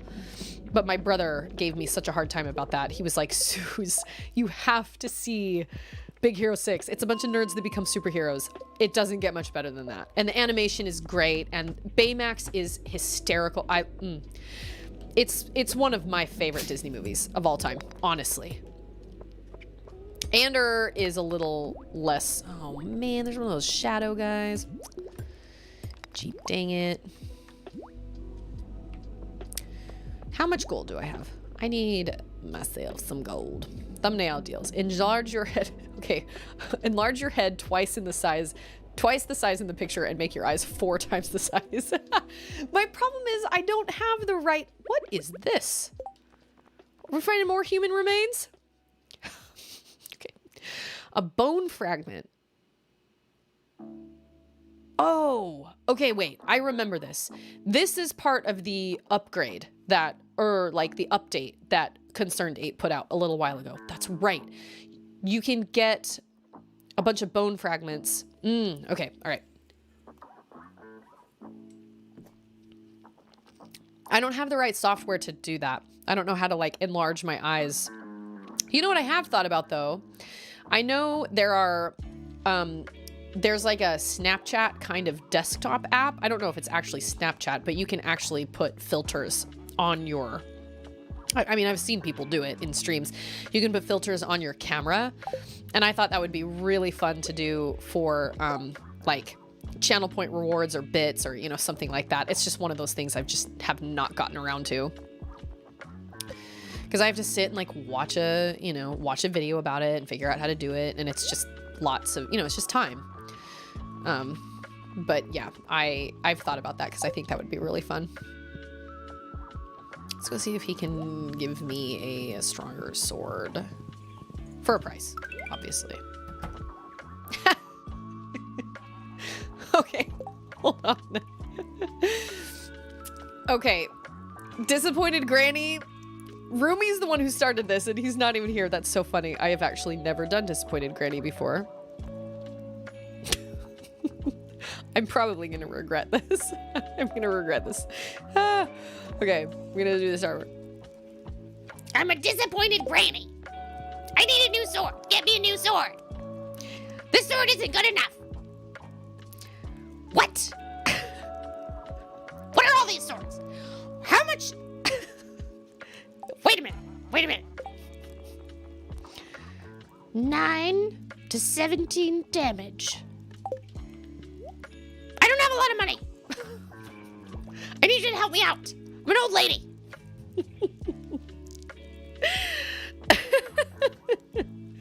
I once told my grandma I wanted to go to beauty school, and she was like, beauty school? Who wants to go to beauty school? So here's the disappointed granny voice. Who wants to go to beauty school? You shouldn't go to beauty school. I hope I didn't wake up my baby. She shouldn't be able to hear me. It'll be fine. It's only been a minute. I need... Oh, that one's heavy. Ooh, oh. Oh my gosh. I need a Templar's blade, and now I have no money because you're a swindler. I know. Taking advantage. You're taking advantage of me. Grandkids come over there and are... What do you mean you're not hungry? I spent hours slaving over this food for you, and you tell me you're not hungry? One time, my grandma was on... What was it? It was... One time, my grandma was on... Not Ambien. What is it? Xanax. No. Something like that. And it made her crazy. And she made rice for dinner, and she was like, you want some of this rice? It's wild rice. You want some of this wild rice? And I was like, no. Oh my gosh. Disappointed granny. Why do you want to go to beauty school? Nobody goes to beauty school. He took all my money for that sword. Email on Sunday. Do they deliver email on Sunday? Oh yeah, I should. 2 minutes. 2 minutes and 30 seconds. I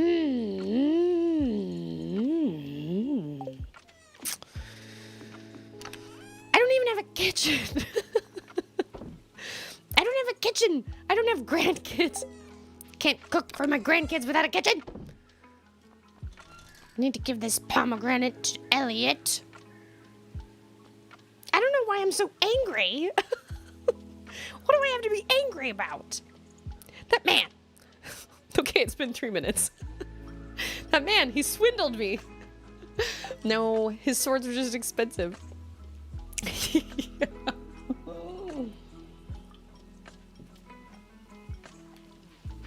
My grandma was really a very lovely person, but I just remember she was like, beauty school? Why would you ever want to go to beauty school? and it was Rumi that was like, that voice needs to be a channel point redemption. Oh, that was great.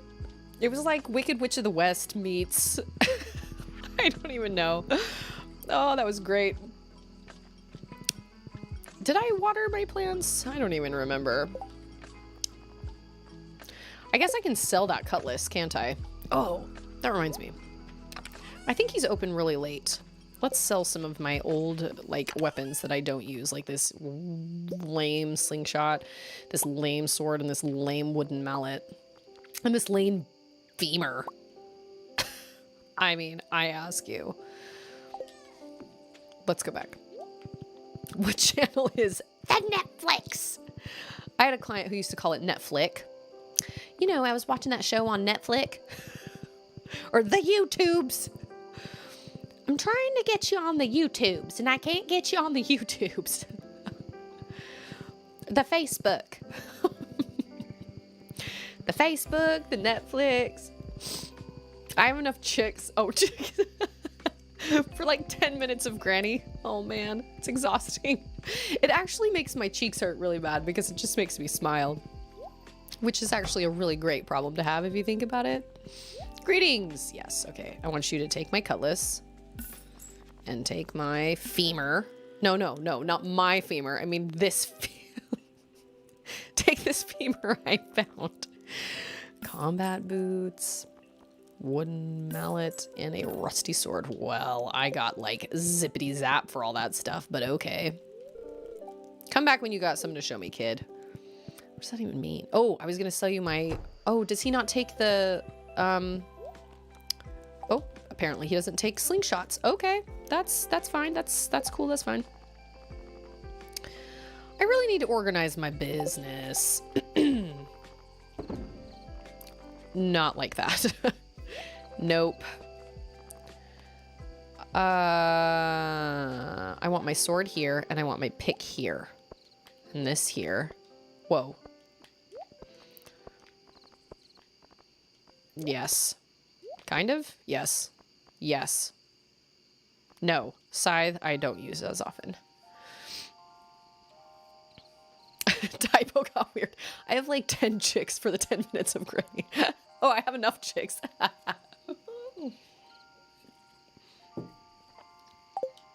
That was a really good one. Yeah, she didn't live long enough to see me go to esthetician school, but I mean, I understand why she felt that way about beauty school, because when my grandma was younger, beauty school was like what dropouts did. You know, you didn't make it in high school, you dropped out, you went to beauty school, and you were a gum chewing, you know, bubble gum chewing hairstylist, and you made hardly any money, and you know, it wasn't something to be proud of. But we've come a long way as a society. So, I don't know why I'm carrying this geode around. Okay. So obviously I wasn't like disappointed by it or anything. Oh, I can make a hardwood fence, and I can make a cheese press and a quality sprinkler. Oh, life just got really good. Day 7 of fall. Actually, technically day 8. Because this is now the next day. I have been playing, I think did I mention this on stream the other day? I've been playing, I just started yesterday. It's blackberry season right now. The bushes are full of them. I want to pick some, but I lost my basket. Can you help? Yeah. A basket. Where is his basket? I feel like I found it once. Maybe? I gotta find the mayor's shorts. Oh, the mayor's shorts. Dude, it is blackberry season. I thought he was gonna ask me to give him a bunch of blackberries, and I was like, I need these blackberries. I need like 50 of them. I don't have time to help you pick blackberries. All right, beanlet. Now that we have a stronger sword. Oh, I gotta love on my chickens. Where did the... Oh. What? I just fed you yesterday, did I not? Oh, apparently I didn't. Okay. My bad. Didn't know chickens eat hay, but okay. Can we start Dread on Sunday? Yes. I wish I could start Dread on Sunday. But the truth is, I can't afford to buy Dread right now because of a mistake I made. I accidentally lost Anders' business debit card, and I completely screwed up our finances because of it. So I am not in a position to purchase Metroid Dread right now, but I promise I will purchase it soon. And when I purchase it, we will start it. It's my bad. It was such a stupid situation, and I should have done things differently, but I didn't. Where am I going? I want to go to the mines. I want to go to the mines with my stronger sword. No, I want to put this... Can I just throw this away? Yes. Boop.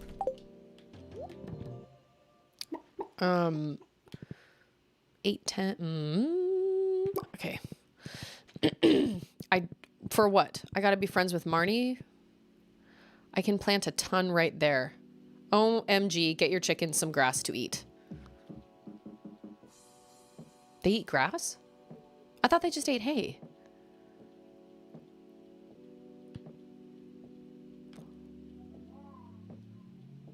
Is that Linus's basket? Well, shut my mouth. I think it is. I think I just found Linus's basket. I didn't know chickens ate grass. There's tons of grass over on the other side of my farm, though. But maybe they can't get to it? I don't know. Oh, I really need to be, like, hitting up those baskets. Or, those baskets. Those bushes. Oh, I think the sound I heard earlier when I thought it was, Auden, I think it was my music. Oh my gosh. I don't think I've ever found that before. I can't remember. But I suddenly saw it right as the screen was like fading out. I will get Metroid Dread one of these days though. It's just been a rough couple of days because, oh, what happened was I lost Anders. Yes, I should have taken a picture, but what I did was I called him and asked him to give me the number so I could write it down because I was at Walmart and I had this giant basket of stuff I needed to purchase for him for his business. So he needed to use that card number and I shouldn't have written it down. I should have had him just send me a picture so I could have deleted it. And I remember when I wrote it down, because we were going to run the card number, which they can do, but we tried and it didn't work and it was because I got the pin wrong. Anyway, I remember holding onto that piece of paper at the store and it had been a bad day for me anyway. Not that that really makes a difference, but it kind of makes a difference. It had been a bad day for me anyway. And I remember thinking, do not lose that piece of paper. That piece of paper has Anders' card information on it and don't lose it. And I thought I put it in my pocket or my bag or something. And when I got home, I couldn't find it anywhere. I tore apart my purse, my wallet, all the Walmart bags, everything. And so I had to get his card, go back to Walmart. I just left my cart full of all my crap up at the front. And I just broke down crying when I got home because I was like, I cannot believe I completely lost your card. I lost that information. This is my fault. And so he had to cancel his debit card. And, oh, is that an, oh. And, so he was like, I'll just cancel it. It's, whatever. I'll just get a temporary debit card. Well, Wells Fargo doesn't do temporary debit cards anymore. So he was literally just, am I already, oh, goodness. I can't come here when I don't have any room to put business. I'm getting rid of this bone fragment. I got 2 emeralds. Oh, that's right. And this. And this. Oh, yeah. Okay, I need to give Linus his thing. Oh, but there's a diamond. Oh, no. I'm scared of you. So I just broke down, cried. I was so upset. And we found out we couldn't get a temporary debit card. And so we were just kind of screwed for a couple days because we didn't have any way to, he had to use cash, all the cash he was given, for his trips and stuff. He had to use his cash to pay for all of these things. And Good news, anyway, hey, Scorpio! Oh, Scorpio. We're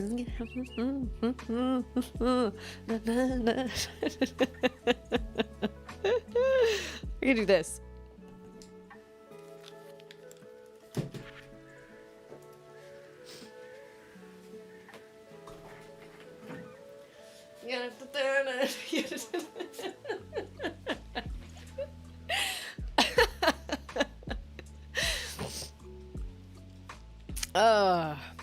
Do I remember the not? Yes, agreed. That's a better thumbnail. Oh my gosh, I can't believe I just did that. It's, do I remember that's not how this works Easterns commercials? I don't, but that's who we have Easter. Oh, that's what completely screwed us over too, is the fact that we have Easurance. Both of these are my fault.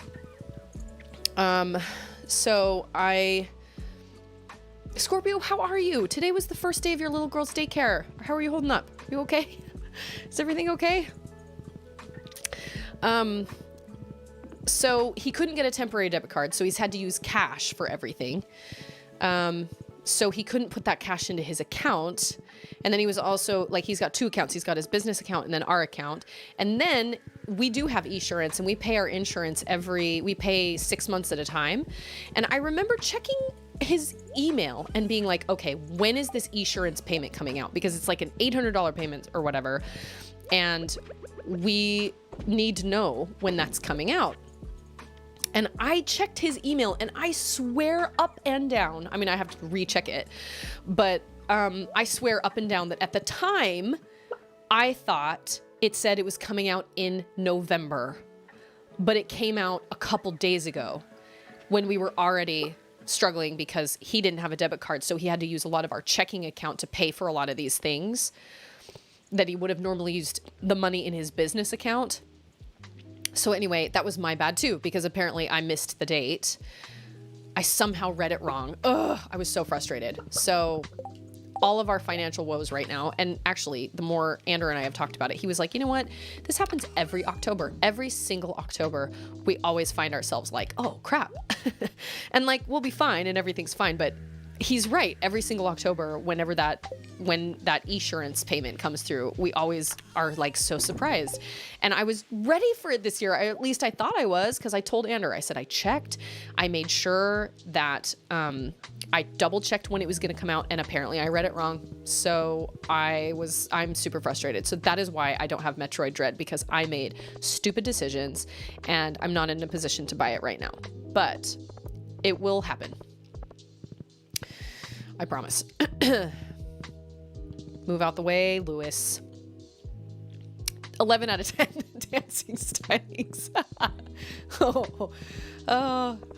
I'm not a great dancer, but I love dancing. Actually, I won't bore chat with details, but even though I tried to follow all the directions exactly, I still had some first-time parent mistakes, but it went extremely well beyond my pride. I'm glad. I'm sure. Oh, is that Elliot? Dude, I have a pomegranate for you. I love a man who reads. If you'll pay attention to me. Susie, this is a beautiful gift. Thank you. Yeah, dude, when are we going to have a cutscene together? I'm kind of waiting for it. Like, chop, chop. Let's do this. Gunther, I can't even express to you. Oh, whoops. I can't even express to you how much money I'm losing by donating these gems to you. Okay? Let's just make that very, very clear. Oh, but I do get a big giant teddy bear. Wolge Futan bear. I want this bear. I disagree. You think I'm an amazing dancer. Oh, that is very kind of you. I can dance semi-well. I actually have a video somewhere. Oh, nice. I have a video somewhere. Oh, where are my stickers? Do you want a big sticker or a small sticker, Fresh? I have a video somewhere of me and Andrew doing the Thriller dance at our church Halloween party. It's somewhere. I might have even uploaded it to YouTube now that I think about it. It's somewhere. We learned it and we did it as a flash mob when we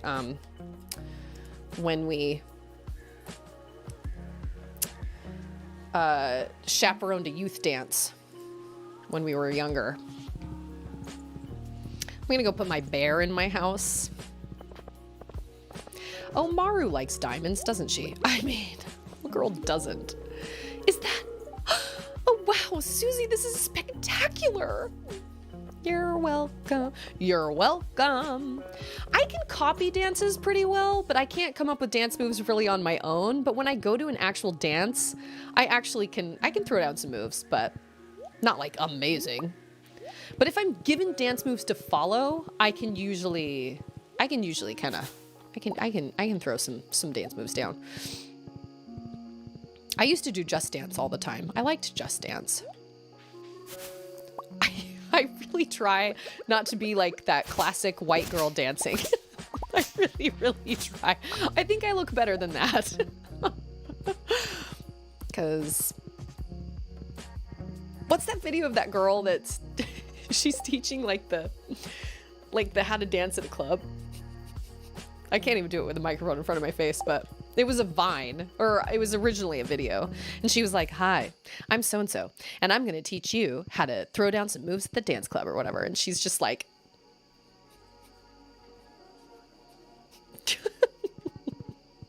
I don't remember what that's from, but it is great. I keep forgetting to give Linus his G-dang basket. It's taking up space. My lands, I have so many blackberries, and I need even more. Okay, I need to put my bear in my house. Do I have space for a bear? Oh, tendies. Wait.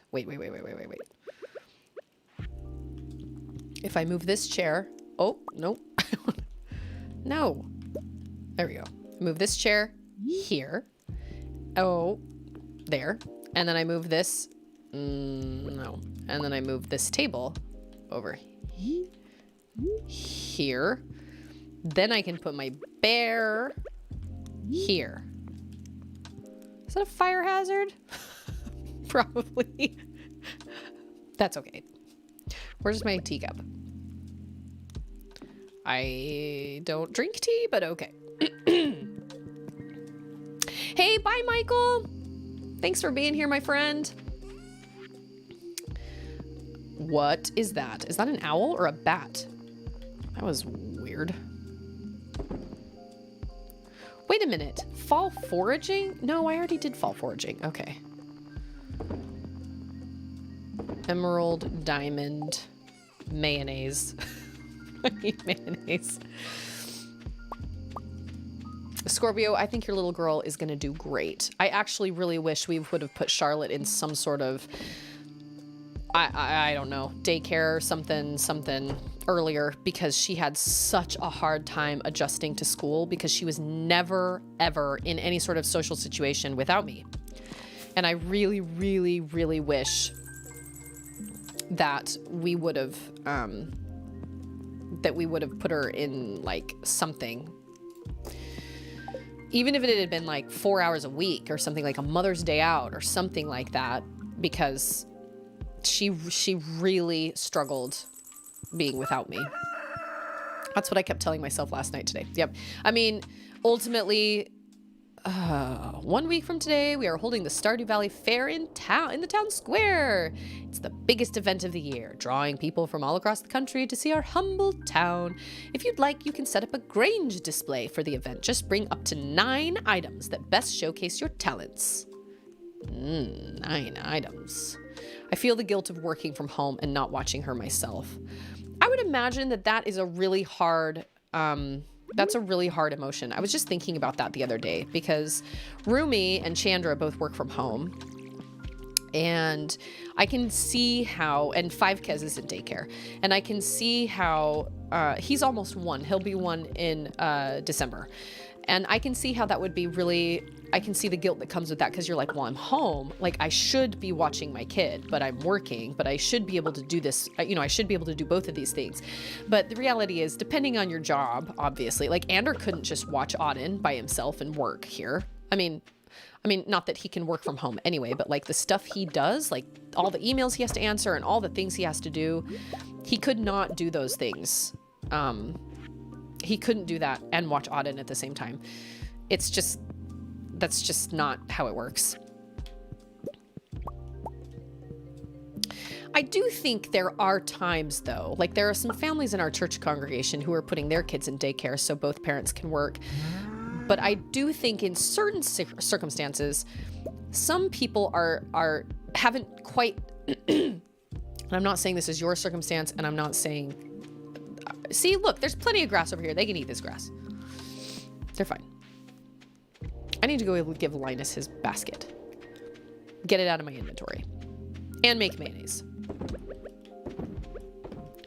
But I think there are some people I know of that think they have to work, so they put their kid in daycare, but then when you really flesh out the finances, it actually makes more sense for that person to stop working and stay home. But it really depends on your situation and your finances and, like, you know, the money that you need. But a lot of times there are people, at least people I know, that have their kids in daycare, and I'm like, you're literally just working to keep your kid in daycare. Why didn't you just stay home?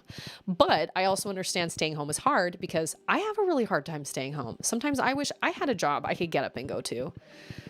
But then there are other times I'm really grateful I don't work because I can come back home and put Auden down for a nap and take a nap myself because I'm tired. So, it just depends on the situation. But I just think a lot of people haven't hashed out the money and don't realize how much money they are spending on daycare when they feel like they have to work. But obviously everybody's situation is completely different. And so I'm referring to people I know personally that I'm like, having your kid in daycare for this is this much money. Have you ever considered just staying home? But, it's really up to the person because some people want to work. Some people feel like they need to for other reasons, not just the monetary reasons. Like, I totally get it. I would love to have somewhere to be outside the house, but it's okay. Where am I going? I need gold. I still have that asteroid in my freaking farm that I cannot break open. I need me a gold pickaxe. How much gold do I have? Oh, what? I don't even have it in my inventory. But the reality is you can't work from home and watch your daughter at the same time. You just can't. I know it feels like you can, but kids are too unpredictable. There's too much that goes on with kids. You can't guarantee that you can work. And if you have to actually work, it's a thin line. At one point, my sister was making about $100 net from work after daycare fees. Yep. That's what I'm saying. These families that I know personally, I'm just like, is this really necessary? Because they feel so stressed out about it. But I'm like, look at your costs. I mean, because we did the same thing when we were, when Charlotte was born. Or no. I'm sorry. When we moved here, I was like, well, should I work? Like, should I get a job? And Andrew was like, honestly, for the money that you could potentially make us, you might as well just stay home because we'd have to pay all these daycare fees on top of it. But then again, I also didn't have a job that was super, like my job, I would have had to start completely over from scratch and, building a clientele and everything. So for us, it really didn't make sense. But for somebody who has a job that you can just literally just work from home and, make a pretty good salary, that's hard to pass up. It's really hard to pass up. And she's learning things that you can't teach her on your own. And that was one thing I had to deal with Charlotte was, and that's one of the reasons we had so many talks when she was in school and she used to give me such a hard time. I don't want to go to school. I was like, Charlotte, there are things I cannot do for you. I cannot teach you how to function in a group of children.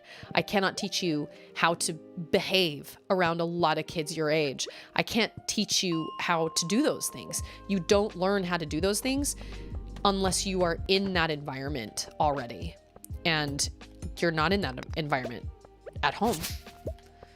So I really wish we would have been able to put her in something like that because it would have done her a whole lot of good and she would have been a lot more willing to go to school, I think. Putting her in primary at church helped because, she was able to, she was away from me, but it was only for 20 minutes. No, 40 minutes. And that was a huge thing for her because she was never around, she was never away from me. But it would have been nice to put her in some sort of daycare or, Mother's Day out or something because, oh, here he comes. I'm scared of you.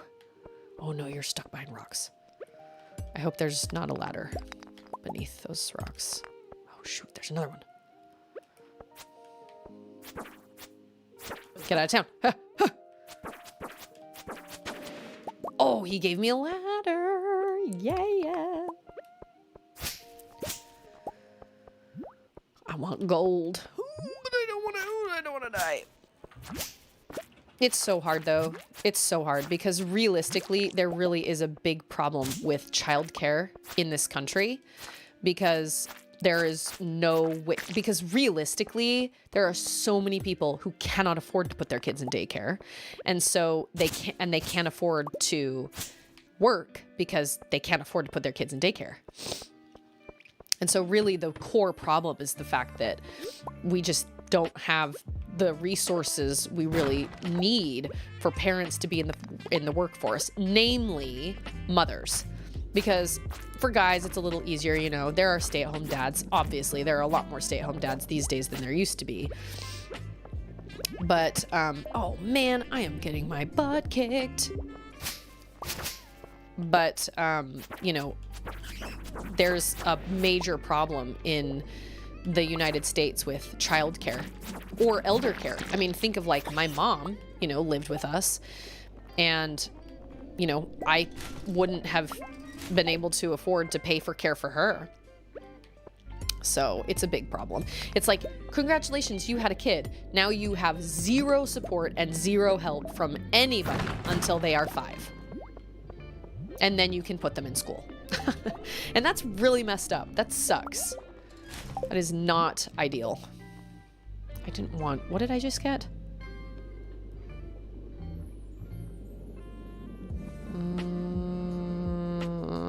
I guess I can give away this cave carrot.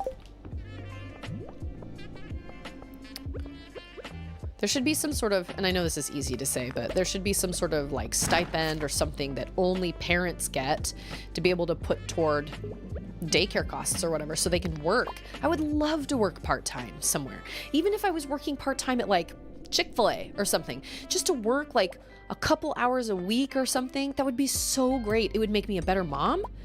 It would be so beneficial for literally everybody in this house, but I can't afford to do it because I don't have anybody to watch Auden. So I can't. It sucks that that's what you have to choose. No. Ah! Oh my gosh, they're gonna kill me. Those black things. Bad news. It is an area I never put any thought to until it was my reality. Yep. It's, you don't really think much about it, but there are, like, these days, I just read a tweet or something that they were talking about how there's a worker shortage. There isn't a worker shortage. There's a childcare shortage. There are hundreds of people out there that would love and need to be in the workforce, but they have to choose between their job or their kid because they can't afford to put their kid in daycare because daycare costs are astronomical. And I get it. You're watching over somebody else's kid. That's a huge liability. I totally understand that. But nobody should have to choose between, like, being able to provide for their kid. Oh, it sucks. It's such a crappy situation. I would work part-time in a heartbeat, but I can't. Why am I hanging on to this? Goodbye. You are the weakest link. Goodbye. I have decent support here and still feel super isolated at times. Yeah, I mean, I have my mom here and I've got my mother-in-law here, you know, so they can help sometimes, but like my mother-in-law has to work. My mom doesn't have to work, but the problem is my mom is not as, I can't ever guarantee my mom is going to be able to, okay, so like take Dune, for example. I would go watch Dune by myself in a heartbeat. I would love to. I think that would be great. That sounds like fun. I'd probably enjoy it more that way, honestly. So I'm sitting here thinking as we're having this conversation and Jordachi was like, go by yourself, or Michael said, go by yourself or whatever. So I'm thinking to myself, okay, yeah, I should go by myself. How am I going to do that? Who am I going to have watch Auden and Charlotte? I guess I could do Friday night and I could have my mother-in-law watch the girls and put the girls down. So that is a possibility. But my mom, I just never know if my mom's going to wake up and just have a really horrible, bad day. And I can't rely on her for anything unless it's the day of and I contact her and I'm like, hey, I was wondering if I could do this. Any chance you could come by and blah, blah, blah. And then she's like, yeah, I'm having a pretty good day, you know. But for me to make plans like 3 days in advance, I can't ever be sure my mom is going to be able to come because her pain is kind of all over the place. So I have a feeling fiddlehead ferns do not grow in fall. They're too green. I keep checking back here for fiddlehead ferns and I think it is useless. So, but I certainly couldn't ask my mother-in-law to watch my kids so I could work because my mother-in-law has to work. So Watch Dune at home on HBO Max. The theater experience is not worth it. Really? You think that for a movie like Dune? Although we do have a nice TV that would probably look lovely. I don't have HBO Max though. Can I get another free trial? But even signing up for HBO Max for 1 month is still cheaper than going to see it in a movie theater. Well, it is maybe not for one person. I don't know. I'd love to go see it in a theater by myself. That actually sounds divine. Have the popcorn all to myself and whatnot. However, I do like the idea of watching it at home because then I can pause it, go take a bathroom break, and, you know, I don't have to miss anything or whatever. But I also kind of like the idea of just going to a movie theater by myself and not having to worry about kids and not having to worry about, you know, all that stuff. I don't know. I have not decided. I will do one of the two, though. We used our HBO Max free trial when I wanted to show Charlotte Spirited Away for the first time.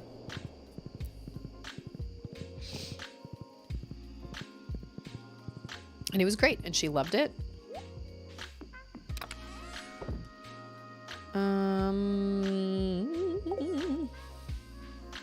I think I need 10,000 for a golden...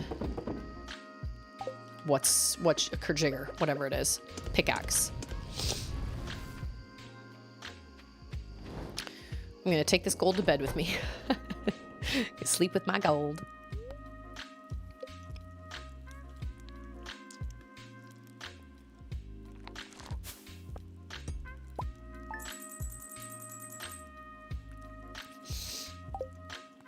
I think I make like $1,000 each time I go to bed, which actually sounds awesome. I wish I could do that, like, in real life. That would be great.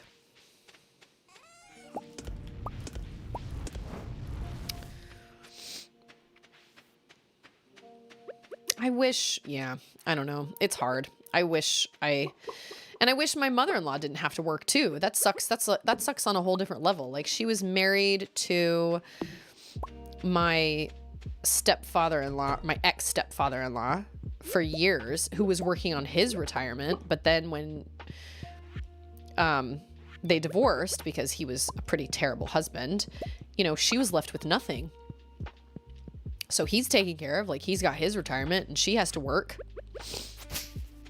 So, like, she's working out of necessity, not because she wants to, but because she has to. So she's in a whole different crappy situation than I am because she has to work. And that's just really sad to me because that wasn't really her fault. I mean, they could have made, oh, there's a giant mushroom. Check it. I love those giant mushrooms. There were certain things she could have done to kind of,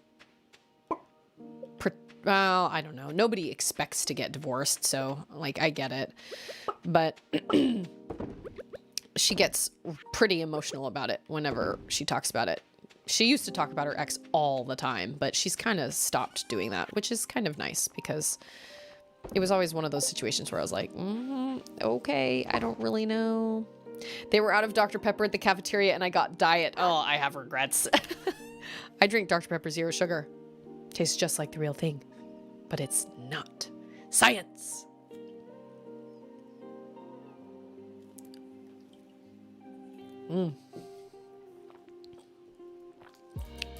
I'm writing down potential thumbnails.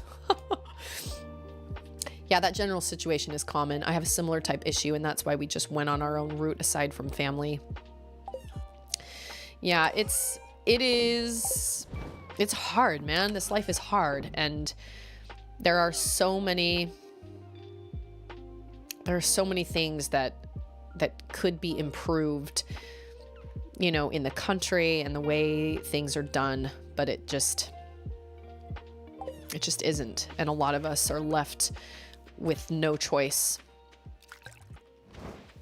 Nobody expects to get divorced and have everything taken away from them, you know. Nobody goes into a marriage being like, okay, except maybe celebrities. I don't know, but they get these prenups, you know. I don't know. My mother-in-law was kind of screwed, but my mother-in-law also has some buying,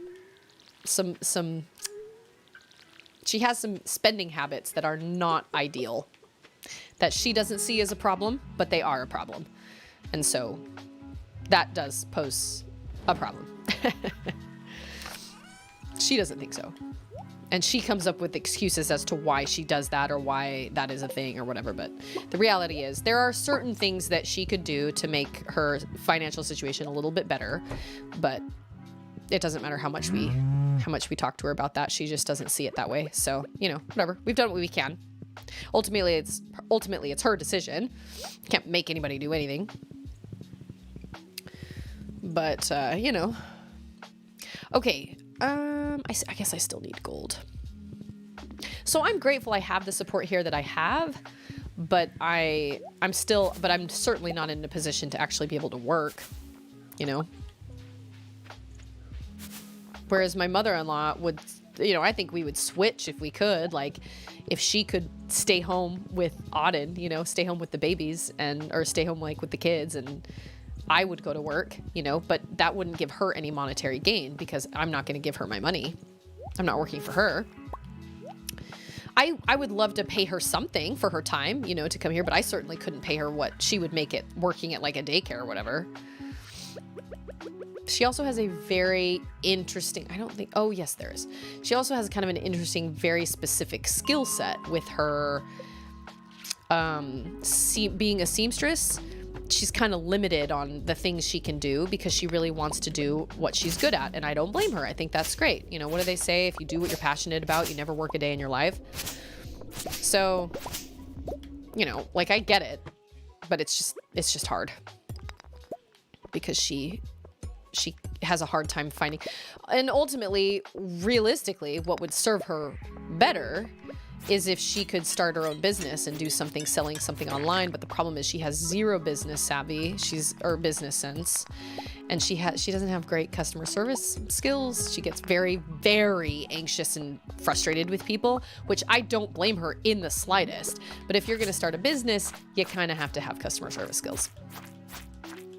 She, for a little while back when Twilight was a really big deal, I don't know how she did this, and technically she shouldn't have done this, but she made these tote bags with like Twilight quotes on them or Twilight pictures on them or something, and she started selling them on Etsy, and they sold like hotcakes. She couldn't make them fast enough.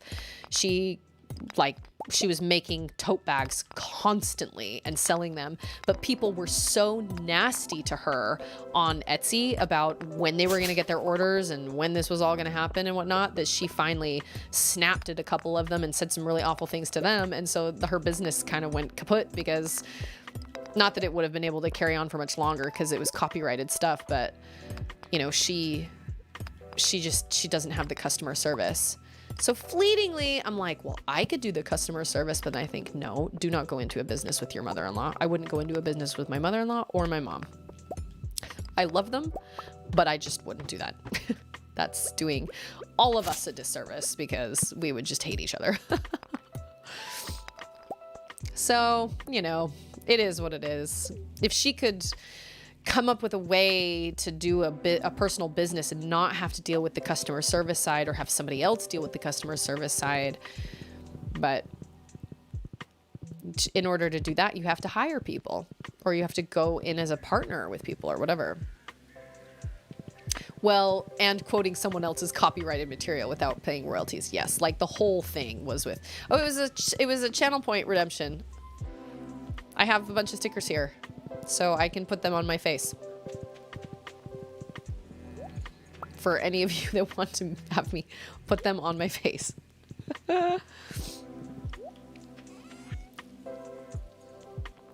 She just is not really cut out for customer service work. Because ultimately she knows that, like, she knows what she knows, and she knows how to do what she's doing, and she doesn't need people to sit and tell her, oh my gosh, I have enough blackberries, would you look at that? She doesn't need people to sit there and tell her how to do her job or what needs to be better or whatever. She wants to literally just be given full creative control. And I'm like, that's great, but that's kind of a that's hard to find. That's really, really hard to find, where you can just go somewhere and literally just do whatever the heck you want and be paid for it. But that's what she wants. I'm like, okay, cool. Good luck trying to find that. What the acorn? She would do really well as a costumer. And actually, I think she would do so great at, like, if she could join Jim Henson's Creature Studio. Man, when I watched The Dark Crystal 2 years ago on Netflix, the whole time I just remember thinking, man, what is it? Jim Henson something studio. Jim Henson. Yeah, it's like the Jim Henson. Yeah, it's like the Creature Studio or something. Oh, what? I didn't bring him with me? I hate my life. Ugh.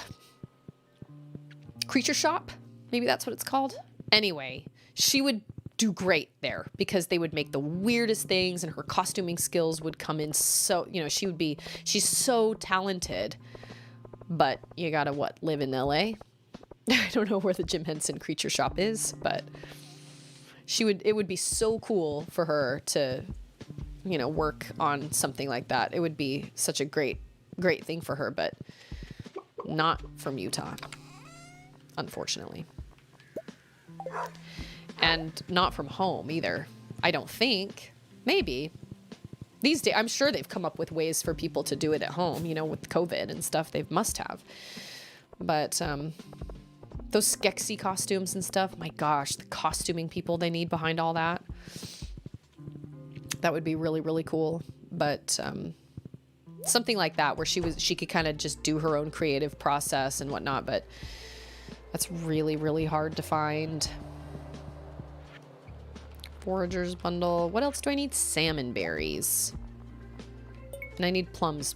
Oh, I only need 2. Oh, I thought I needed all 3 of those. Okay.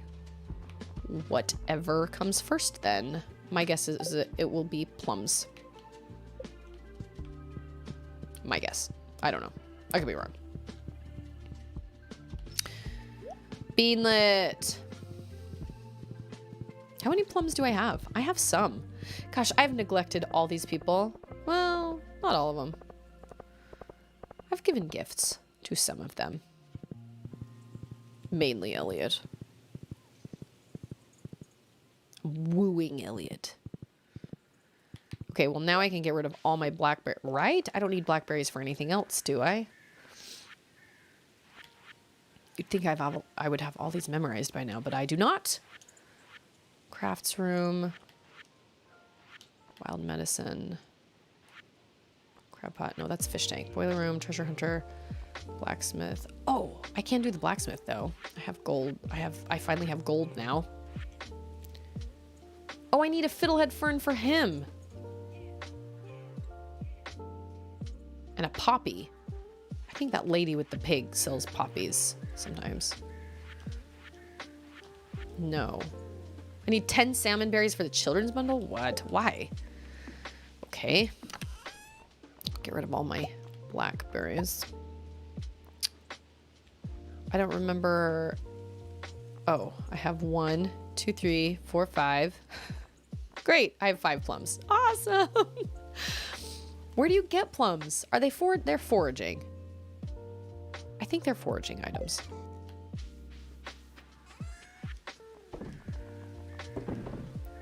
And I have enough. Oh, but I don't have enough money. I think a golden pickaxe is 10,000. If I remember right. Pretty sure.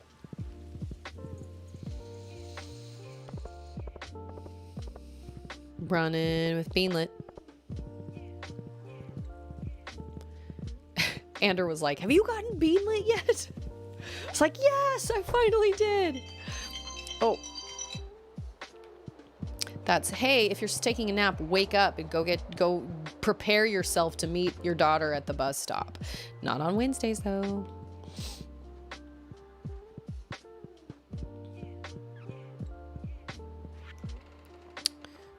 Blacksmith. Oh, yeah. Whoop, whoop. Yes. I get a gift. I got another furnace. You know what? I will take that. Can't have too many furnaces. I don't think, anyway. I think in my last playthrough, I had an entire shed full of furnaces. I mean, why not? No, lies. It wasn't furnaces. It was the crystallarians. Whatever those things are. Those things that can, like, replicate stones. That's what I had in there. And I had a whole shed full of them, and I think they were all replicating diamonds. If I remember right. Okay.